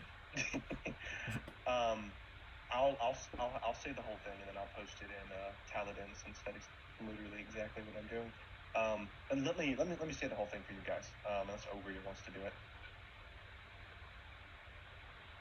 I'll take that as a no.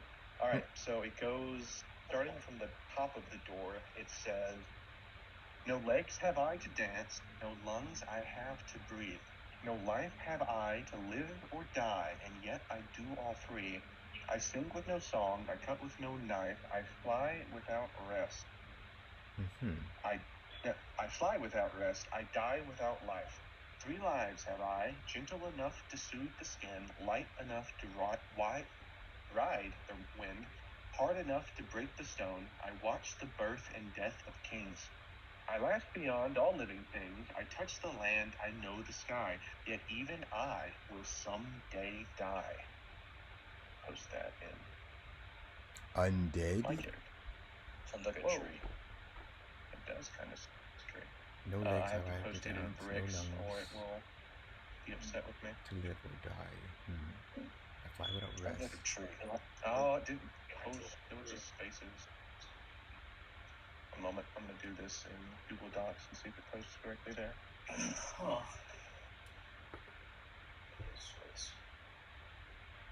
Getting this organized. Live or die, yet I do all. Well, it would have to be a concept. Maybe it's I you. post. That's my guess. My knee-jerk Well, there's reaction objects is on the door, so it probably weren't supposed to pick out those objects that are on the door. Yes, there is hundreds of tiny symbols that all faintly glow blue. And made by dwarves. Hmm. No legs, I have the dogs. No legs. Yep. All right, I'm gonna post Yeah, the Discord I suppose. because it's not wanting to Do they post all in. mean the same thing, or do we get to choose for each? Oh wait, now I can do it with. Oh, the door is covered in The legs I have to dance, the lungs I have to breathe, no life. 3. Doors covered with With hundreds of spaces, tiny it symbols. might be a talking sword, about more a than one crown, object. a tree, a cloud, and so on.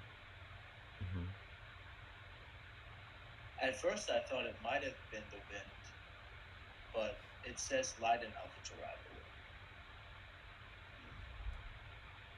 So cloud, right? Light enough to ride the wind is a cloud. Stone. Clouds could- don't come down. Oh, Well, no, they do actually. Erosion from the rain, it shapes mountains and rivers. No and legs, I valleys. have to breathe. No life, I have to live or die. I do all three. I touch the land. I know the sky. Well, that'd be rain, I my suppose. whole game went black. Maybe it could be water. Oh, you could Hard refresh. enough to break the I sing stone. that song a couple A times. cloud, water, yeah. I wonder how we answer. Do we? Hopefully, this doesn't blow up my arm. And Arwen touches the cloud signal on the door. You go ahead and place your hand onto, you tap actually with your finger, because there's lots of symbols crawled into this door, and you actually have to point with your finger to make sure you hit the correct one. And you touch the cloud symbol, and it glows more blue with a brighter little flush, and it stays like that. But Oh nothing boy. happens. Is it multi-select? That's I think it's more than one. Okay. Combination. One for each paragraph. You know what? Everyone, feel free to give me a blind intelligence roll. I like to do this anytime like puzzles like this come up. This riddles, and this will. If you guys succeed, I'll give you a hint of some kind.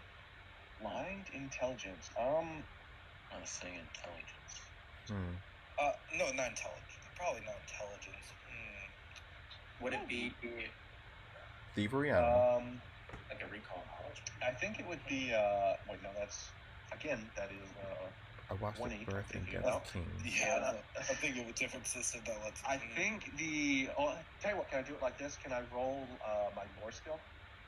Sure, you can roll you can roll a skill that you think works for this. How about that? If you make it work good, just make it secret. And if you got a skill that you guys want to do that you think fits for this, I'll allow that. For the record, my lore skill is academia. Is why I thought it applied. Noticing that there is like a nature motif. I would like to use nature. Go right ahead. This is blind GMO, correct? Yep. Okay.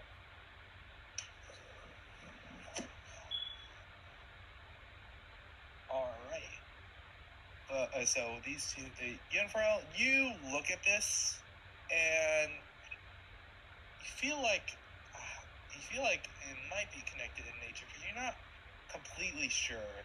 But Aaron, you definitely sense that there is a theme, and there is definitely 4 different selections.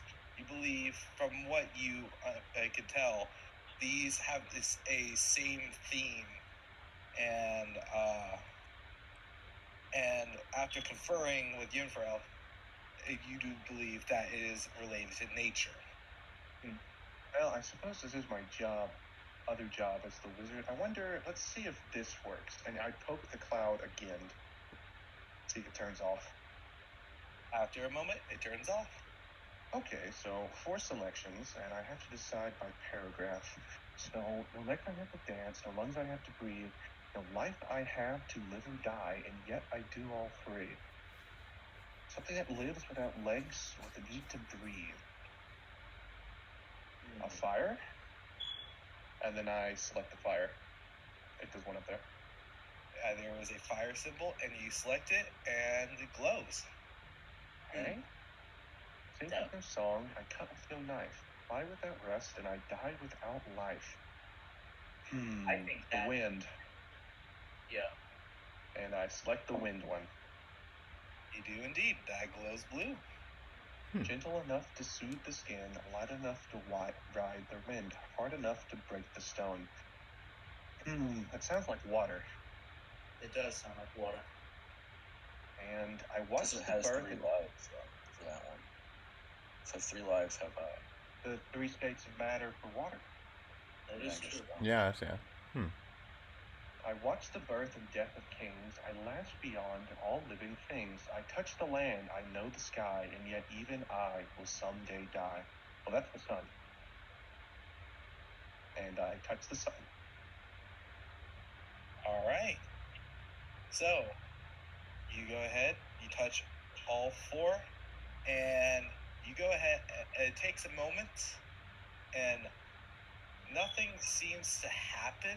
You've realized that it didn't work, but you think you almost got it. Like, the door started shuddering for a moment, but then stopped. Okay. As though you got one incorrect. All right, one of those is wrong. Let's see. I think fire was correct. I Maybe the believe- last one. Yeah, maybe the last one was wrong. So let's do fire. Maybe the second one was wrong. I watched the birth and death of the kings. Yes, the sun sees all things. It's some people and religions compare it to an eye, so maybe that one's correct. Here, let's do it like this, and he starts writing on a piece of paper, and put this in OSC. I said, what did we say for the second one the first time? Wind, third, and water, and then the fourth one was sun, and I'll put a question mark next to that one. All right, so maybe not the sun. I watched the birth and death of kings. I last beyond all living things. I touch the land, I know the sky, and yet even I will someday die. Earth. So it doesn't The planet. Yeah, Yeah, it something could like be Earth. touch the sky, but it knows of the sky. That's like true. mountains. Mountains, yeah, it's dwarven, isn't it? Yes. And then I select I do it in that order, but the fourth one, instead of the sun, I switch to mountain. And with that, the door shudders before sliding away, revealing the chamber within. Awesome. Well, 3 out of 4. I helped. You did. I was like, oh, I can't help with this. I was like, oh wait, maybe. Good All right. job, everyone. It's a shame this water is piss colored. Everybody 0 point, because that was awesome. I would not have solved that. Yeah, I wouldn't have saw that on my own. Is what you This is guys why we have a wizard. It's my job. Okay. As you approach this, let's go ahead. Everyone start walking into the entrance, and I'll go ahead and pause it. Or, I won't pause it, but you guys can see this. On the far side of the puddle of water is a strange chamber, crackling with magical energy. Pulsing orbs float in the three of the 4 corners of this room. The orb southwest is made of brown earth and stone, whereas the one in the northeast looks to be made of glass and is filled with a swirling cloud. And the orb in the far corner holds a roaring flame. Opposite that orb are shattered remains and water that flows down the passageway to the northwest. So we have water, and this one was glass. Glass? Within the Air. glass. Oh. Swirling. Yes. And And that run that by me again. okay, so basically in the southwest is made of brown earth and stone. The northeast has glass that has air in it with swirling clouds. The orb in the far corner, right corner, in a roaring flame, and the other corner has opposite to the fire is a shattered orb pieces with water flowing towards the passage northwest. Okay, so stone, fire. Mm-hmm. My suggestion is, well, there's this big empty thing here in the middle. And it's got 4 corners, but there's only 3 out. So we're missing an element. Oh, hold on, I'm being stupid again. Okay, so this one up here was air, right? Yes. Mm-hmm. You have Water. air, fire, earth. Fire. Yeah, this looks weird to this one, but this one's earth. Got it. Okay, Got it, got It it. looks weird. I know, right? I'm like, really? Why does it look all flowy? I don't know why, but it's earth. It may The be core, molten. maybe? It may be molten, yeah. That's what I was thinking. Maybe Like molten steel or something. And there's nothing in the center one. nothing in the center. But as Zerx he starts to wander towards the fire orb. He seems to be looking at it, and maybe something of his lineage is calling to him. As he starts to approach, you all hear a pop of sorts, and you guys see a little rat appear. Let me go ahead. A rat made of fire and flames, Oh. and it Shit. leaps out, exploding out of the orb, and looks at all of you and speaks in Ignian, which I believe has been changed now as the language. I don't speak that. Probably the case. Whatever it is, It's I know pirate. what. Yeah, Oh, I was about to say. Pyron. It speaks in Pyric, and I'll go ahead and type it in, I guess. Or, should I just, I'll say out loud, and Zerx can translate. I think typing is nice and all that, but from roleplay back and forth, it's better just to talk out loud. Yeah, when they're talking, it's usually better, but the writing stuff I really like the figuring out the word. Yeah, seeing the runes and the scripts. It's awesome. Mhm. All right, Yeah. Zerx, I believe you are the only one who. Did I did that? Okay. Zerx, I believe you are the only one who hears this as the rat says, "What are you all doing here?" What are you doing here? I was put in here. What do you mean you were put in here? Why should I tell you? Zerx is speaking in tongues. Does anyone have any idea what they're Okay, guys, well, there's this little fire rat man, right? He doesn't know why we're here. And he doesn't know why, and he doesn't want to tell us why he's here. So, what do you think I should What language is that? Out of curiosity. Pirate? Oh. And then he It's Arrowhead looks around the room. Oh. This is a planar binding room of some kind of sort. Air, water, fire, and earth.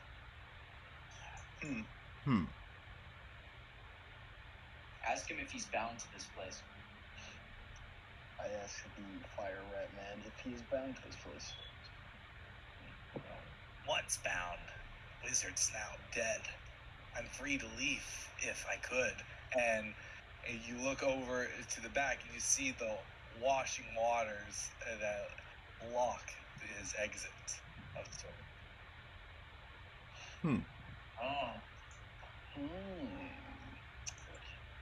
I see. So the water is blocking your path, is what you're hinting at. So what of it? So you're not really free to leave, are you? I can leave if I want to. Alright, then go for it. I don't want to. Hey, do you think they're arguing over there? I don't know. I mean, they're not fighting. You guys just see this human man just talking to a fire rat. just a small. It's by the way, it's a big rat too. It's on par with I think the giant rats, but it's just it has fire and lava fusing going through the system. But it's yeah, it looks like the two are arguing. I turn around and explain the situation. Well, I mean, ask it if there's like other animals in the other planar, I don't know, anchors maybe is a good word. Do you know if or there the are orbitals. the orbitals? I asked the rat if he knows if there are any other creatures inside of the anchors, or yeah. I'm the only special one. The other three, yeah, he had to infuse elements. That was easy for him. But fire's got to be kept alive, otherwise it dies out. So he's got to get the best of the best to take care of it. Well, But I don't need to be here. He's gone now. I know that since I could, leave the orb. Ask him how much is the orbs. if I were to take these orbs, how much would they be in value? Would you know? I don't fucking know. Well, I think I'm a fucking wizard. Well, he is a rat. Instead, I have a better question for him. Why was this put here, and what does it do? I ask him why these orbs are here and what are their purpose. I don't fucking know. Okay. I was bound here by a dwarf. Wizard know anything about this. Oh! Maybe it's a dwarf wizard. That's a missing person. Well, yeah, Ugyr. I mean, well, he wouldn't have no unless you tell him what he said because he doesn't understand what the rat says. Let's say I tell you what it says. Okay. Oh, he brings out a missing people's report of a dwarven man or boy. Is he talking about this man? Was he a wizard? It passes over to Zir. Man, what's this? The rat looks at it and is like, nah, he's far uglier. The wizard dwarf, far uglier. That was close. And this was also, this was many years ago. I don't know what the fuck year it is, but it's some year. It could be years ago. Been trapped here. Okay, wait for the group. All right, so many in dwarven years is a lot. So, yeah, the wizard's probably long gone, and we'd have to figure out what this does ourselves if we want to know. Aaron, go ahead and only you make me.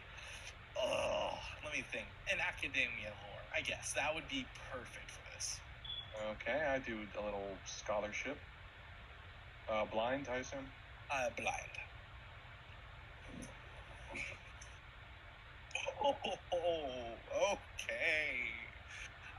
Okay. It's either a nat 1 or a nat 20. Yeah, I can't tell. Moments. There's no in between. It's one or the other. Oh, did not expect that. I mean, like, it's not. It's just a number, man. Don't worry about it. Don't take my reaction as a. Just enough. All GMs say that. If it's a nat 1, I'm about to get a boatload of false information. You listen and you hear about it, and you're like, many years ago. Let me think. And you actually were looking up something about the towns and stuff like this town, and you've been, and this would actually pique your interest of the past because there was a famous dwarven wizard that resided here, and he was actually part of the Rose Guard. Zarmavdin. Zarmavdin. There you go. Zarmavdin.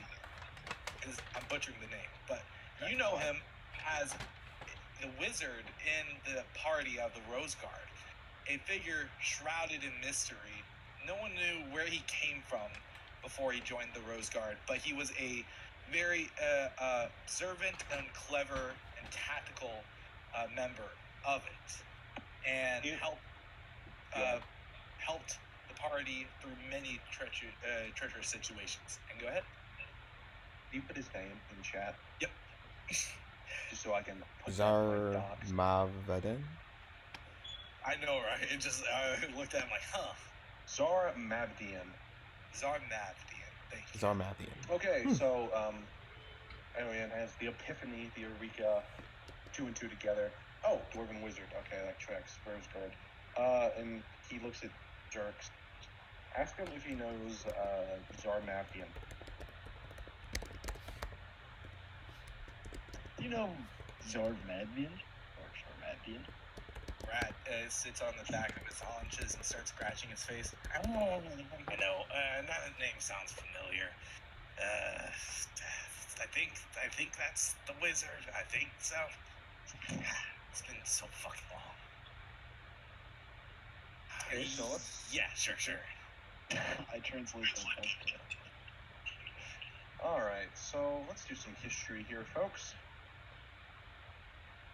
Otari is...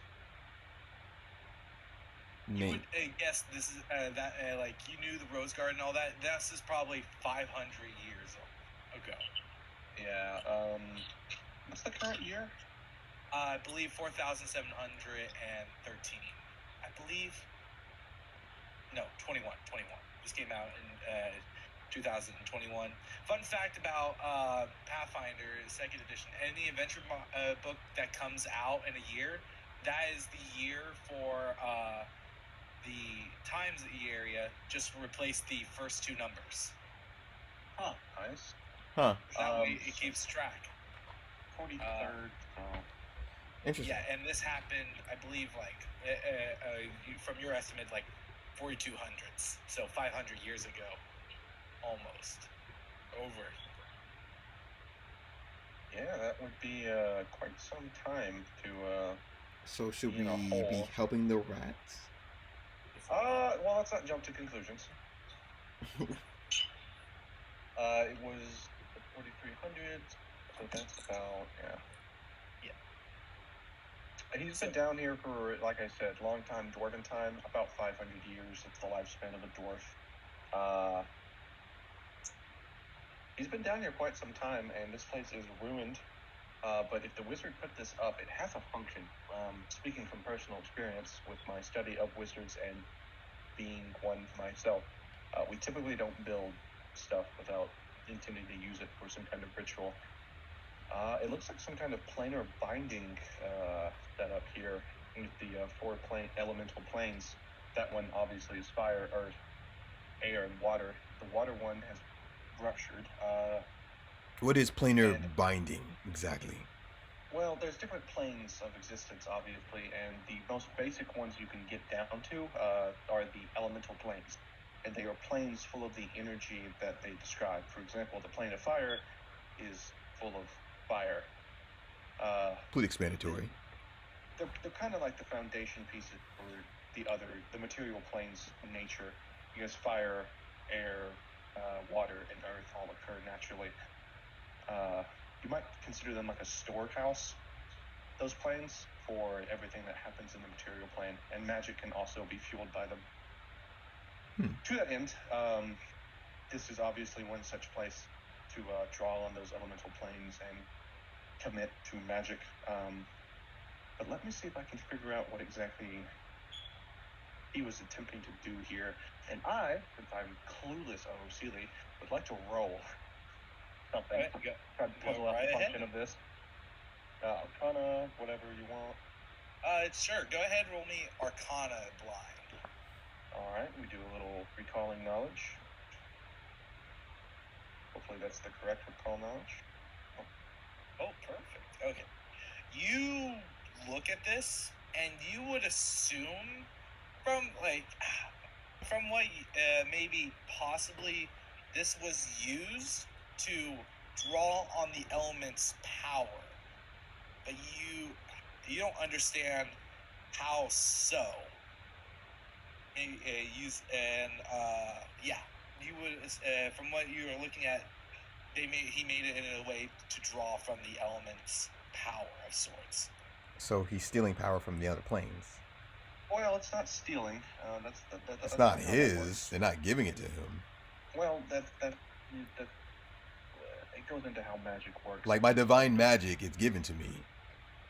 Well, You've learned by your that magic. logic- He's taking that- it from another by- plane.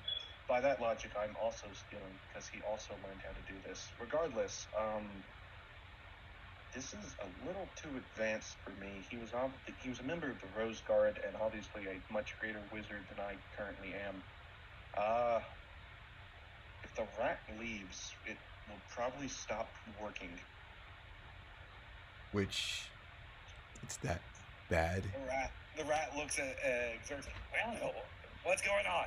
I can't understand them. Oh, I've just been talking. Flew me into it. I'm here too. Do you clue him in, Xerx? Or whatever the rat's saying? I'm sorry, I wasn't paying attention. Ow. Wow. Wow. I have to go do something as soon as this is. Oh, sorry. Okay. What is that? He said, Oh yeah, we're at the time though. That's why. Yeah. he was complaining that he wanted to know what was going on, and everyone was talking a lot, and you can't understand it. Okay. Well. Xerx tells him. I tail him. Well, if the tell him this, if I leave things broken, well, the shit's already broken. His little rat hand gestures to the corner.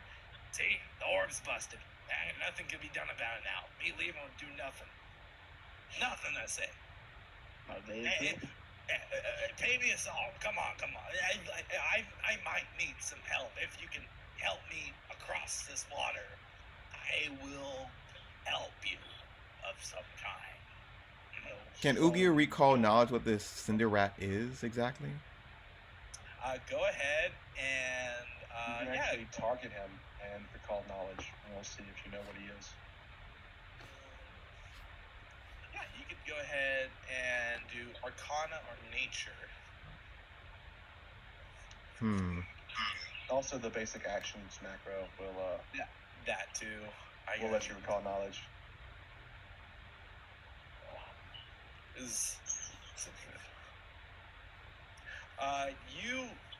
You look at this and you think, man, that's probably, you think that's a lava rat of some kind, a specific type of rat, but you think if provoked, it could explode. Oh.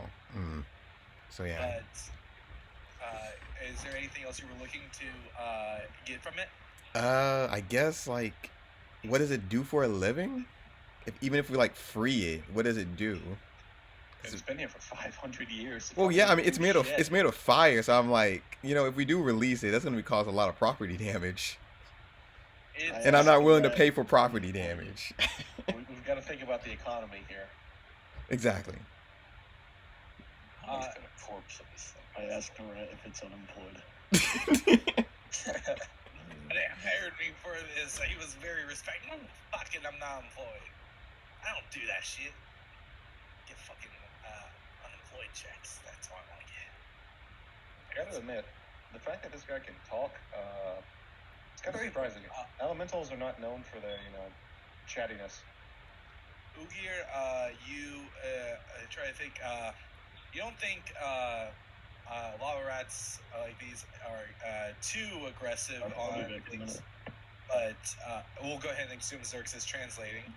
But you don't think that they will. But who's to say? Maybe the specific one does wrong. But yeah, it looks like it's awaiting to hear your answer if you guys are going to help him or not. I'll help him for a little price, of course. But I doubt he has any money, so. Well, We're kind of on a mission. That we're on a too. mission. He's made of fire, and He might explode. If There's we, wood above us. You don't know. Clearly, I got an idea. take Tell him me that. across the water. That's all I ask of you. It But- started to get a little bit more pleading. Buddy, there is a bunch of wood in that direction. And you're made of I fire. don't know what we're getting out of this. We could find something, but we had to do something first. I know how to control myself. I'm not gonna just. Oh, there's a wood pile. Let me just jump in. I'm not gonna do that. Listen. I'm desperate. Come on. Hey, what? Well, Sounds I'll, great. we can do you a solid here on one condition. There's a kobold in this cavern, a kobold chief specifically, and he has something of ours. It's a barrel or storage device of fish. If you help us kill that kobold chief, we'll take you straight to the server. How about this? I'm not that good at fighting, but I can help you draw upon these elements and give you heart and mind to infuse your abilities of sorts to help you with these fights. Now that's a Just- deal I can take. Yeah, you that's a up good on. deal. That is a very, Didn't you very run with that at the beginning? I told my cards close to the chest. Well, I don't know you all. You all just came in here. I thought you could just come in and kill me. Don't we want very to well be could bound have. up. I mean, we could. We can still Yeah, I mean, if you were Well, hostile. okay, let's not threaten him. But you're my friends now. You don't kill friends, right? That's true. We don't kill friends, but friend, do explain this ritual to me. How exactly does it work? Is it empowering weapons, spells? You touch the orb and magic stuff happens. I see the Any dwarf orb? do this all the time. Yes, I I think see. I think it only happens once because the orb seems to dim, and without the magic of the dwarf guy, I think he might just be one and done. So we have to select one of our members to use the power of the orb. Is that what you're saying? I think so. Each orb Well- can only be used once. No. There's one orb. One That's, use for one orb. oh, One is of it each. one per element we get? Okay. Yeah. Nice. Do you happen to know what Could each element may do? I believe so. He goes ahead and scampers over here. This one. He scampers between your legs and scampers underneath Armel. And you guys, as he's scampering past, there's like smoke kind of like billowing out of him. It gets in your face before he turns around and it's like, okay, this one right here, it's all about air and stuff. So basically, if you use the ability, it lets you fly for like 2 seconds. And then Okay. this one goes over here to Earth one, passing under everyone. This one makes you hit harder. Infuses the earth into your arm or something like that. I don't know. I'm not smart on that stuff. And then me, I can. And he goes over here. If you touch my orb, and he points to it, it still seems to be empowered. He was able to leave it mostly intact. If you draw upon that, then you'll be able to command a wave of flames once. For you. I don't know you guys. All right, so I'm gonna try and do this correctly. So, you I guys also have a question. go ahead. Put Armel, and I put my hands on his head. Could he gain the power of these orbs? Just a question. I don't see why not. He's alive, right? He is. And I don't see why not. Interesting. All right, so this is also kind of goes in with some of the elemental planar lore I know, but I think the Earth Orb would serve one of our frontliners the best. The Air Orb could be used by anyone, but Swigs might get some use out of it for the extra mobility. And I think the Fire Orb should either go to me or Yinderfell. Yinfarel. There we go. Appreciate that. I see no problem with that. There's a song that I was listening to that was the first one. We're currently divvying up. The rat has explained that the orbs give you power once. The fire orb lets you shoot fire. The air orb lets you fly for 2 seconds. And the stone orb lets you be stronger for a little while. But you can only once someone touches one of the orbs, they die out. So we have to divide it up. So at the moment, I said one of the fighters or frontliners should get the stone orb. One of the spellcasters should get the fire orb, and the air orb could be used by anyone, but Swigs could probably get the most mileage out of it. Sounds like a plan to me. Well, Alien turns to Can I Israel. the air orb anyway? Do you want it or I? Well, I was thinking I could give it to Armel here. Give him elemental damage on top of his bites and claw attacks. A fire-breathing bear is a terrifying thought, so I suppose it'll work. Are you fine with that? If you won't. Alright. Then Sure. I suppose we could do that. Alright. The water orb went down. I wonder what it did. I am also wondering the same thing. As I sort of walk over with Armel. It had some healing capabilities. Damn. Would have been nice. That shit came about, I don't know, Can we drink the water 300 years ago. Who wants to drink the piss water? Probably got rusty. Okay. I'll So- think of that. So, from what I'm understanding, Swigs is getting the air, Armel's getting the fire, and Ugir's getting the earth. We all fine with that? I'm cool with it. Alright. So, Swigs, when you touch the orb, you feel a rush of wind against your face as you hear a whisper, "Call upon the wind to gain my blessing and soar through the sky." As Armel reaches up and places a paw on the orb, you all can hear a little whisper, "Call upon the fire to burn down the enemies you have fought." And the earth, once Ugir touches it, then you hear grinding and grumbling like boulders are falling down a hill, and you hear a voice saying, "Call upon the earth to gain its strength." And I will tell you guys what happens with each one. So the air one, by spending one action, Swigs, you could call upon the wind, and you can fly for your next action, moving up to 40 feet. Damn. And Alright. at the end of the movement, you have to land on solid ground.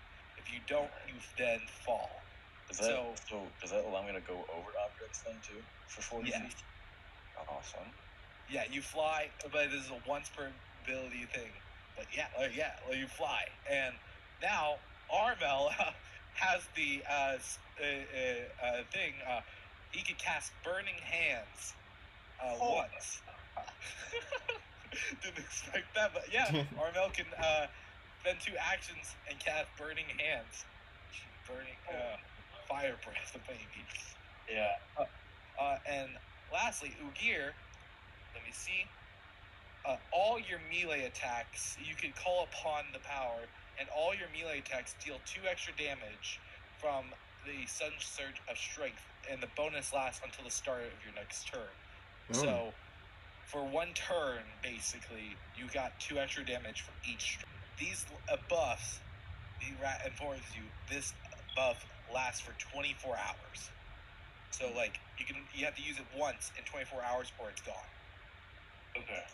Okay. And you guys now are infused. 3 of you are infused with the power of elements. Interesting. Awesome. Okay. The This rat, wizard knew what was turns up. The rat turns to all of you. So, can I can? Oh, by the way, before that, you guys, after you're done, after the power zooms into you guys, the orbs one by one flick off, and all the energy that was stored in there dissipates.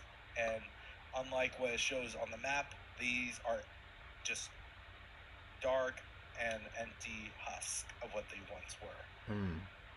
And Rat looks at you. So, you guys gonna keep your end of the deal? Because, I mean, like, I would appreciate the help. All right, Zerks, give him a ride.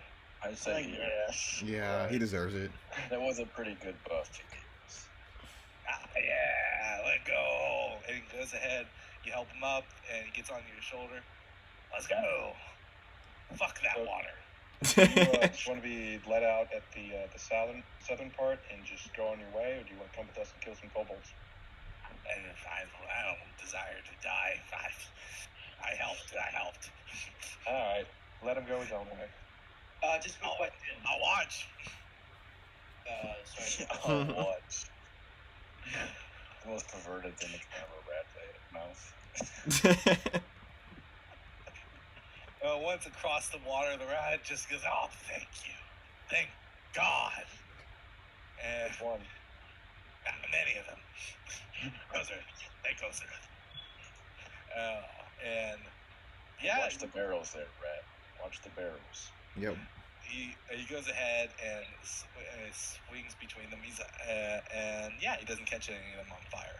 He's not gonna go to catch them on fire. So Also, do not He attack the stays- tavern lady at all, Tammy.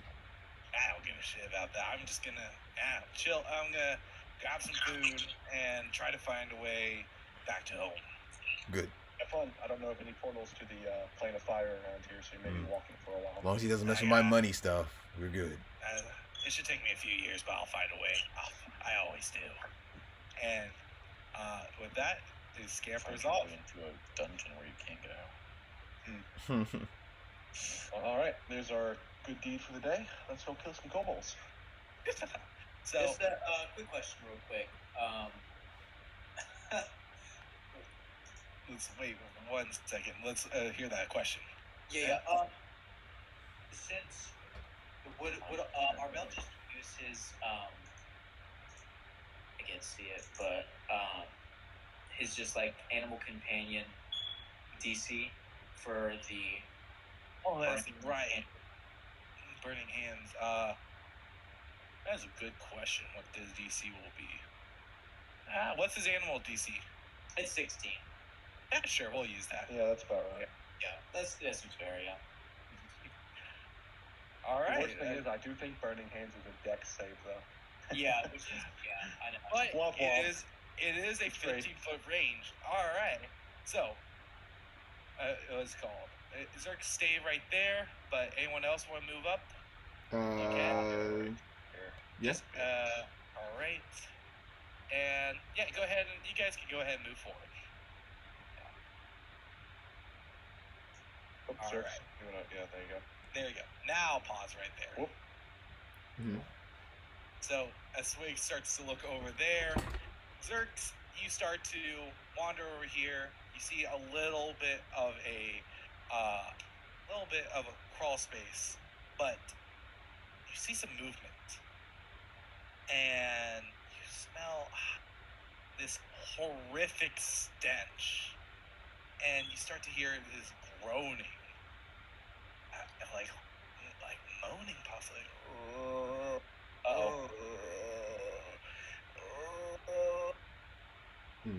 So like I'm And dead. it's like this grotesque moaning, and it fills you with absolute dread when you see these two grotesque creatures crawl from behind these pillars, and they look at you, Zerks, and screech, and they get ready to attack. How do And the kobolds avoid these guys? there was a That's why they have the barricade for a reason. barricade. True. Oh. So before we continue on, I got a question. Do you guys want to keep going, or do you guys want to end it here? I know I can keep going tonight. All I do right. have to work tomorrow, so Yeah, I did shit. Okay. sorry. Yeah. So Cowards. before we end off this session, I'll go ahead and share the image to all of you guys, so it's nice and grotesque.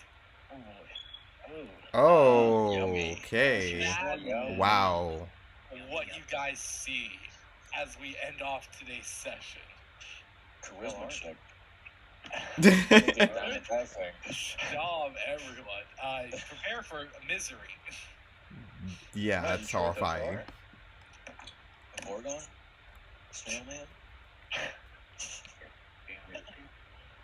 You guys did really well this session. Yeah. Yeah, we got a lot done.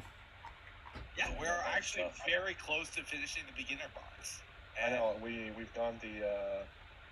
I think the kobolds are over here to our right, Most or left rather. over here somewhere. But hey, these guys may not be made of XP, but they're made of loot. That is very true. Oh, you can say that again. Yeah, I am wondering how I'm gonna handle it. I like this is the only adventure book I would consider doing XP in, but I don't know how I feel about XP. Like I love it in this system. It's the best I've seen it. I think Otari, if you don't use XP, there is milestone points where the game goes, hey, they level up. They do indeed, yes. Like, basically, they tell me throughout the book which times to level you guys up with milestone. So I think I am gonna stick with milestone. It's always the most comforting. The only problematic is like sometimes the only reason why you do things is for XP, and without that, it kind of sucks. But I just gotta replace that with loot. You guys are happy with loot. We do like some loot. Yeah, we do. Like some I mean, if we can avoid an encounter, then that'll be good, right? But Would that be loot, XP too? though, I mean, loot. I mean, so what if one of you guys died for loot? It's not bad.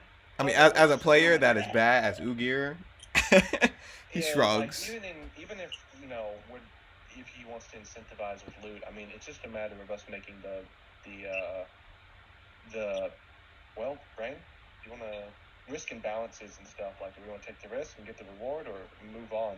I mean, Right. it's the same like logical calculation, because as we discovered this session, some of us have a lot more resources that we have to worry about than the other party members, so we have to balance that out. We definitely do, yeah. But just I run will. around and swing my sword. I will True. say, like, I am gonna take away like a couple encounters here and there. It's like obviously the ones that they pad out. But like the best part about this book, in my opinion, is a lot of these monsters have a reason why they're here and all that. And instead of like, like this monster is here just to span out the runtime, it actually, like, if I take away some monsters, it's like, oh, this room feels more empty than it should feel like. And I'm sure these It's supposed guys to be are, like level 2 guarding too. That's what I something. heard. Yeah, I think we end this dungeon at level 2. You guys are definitely getting close. Yeah, I think we end here and then we level up and then we begin the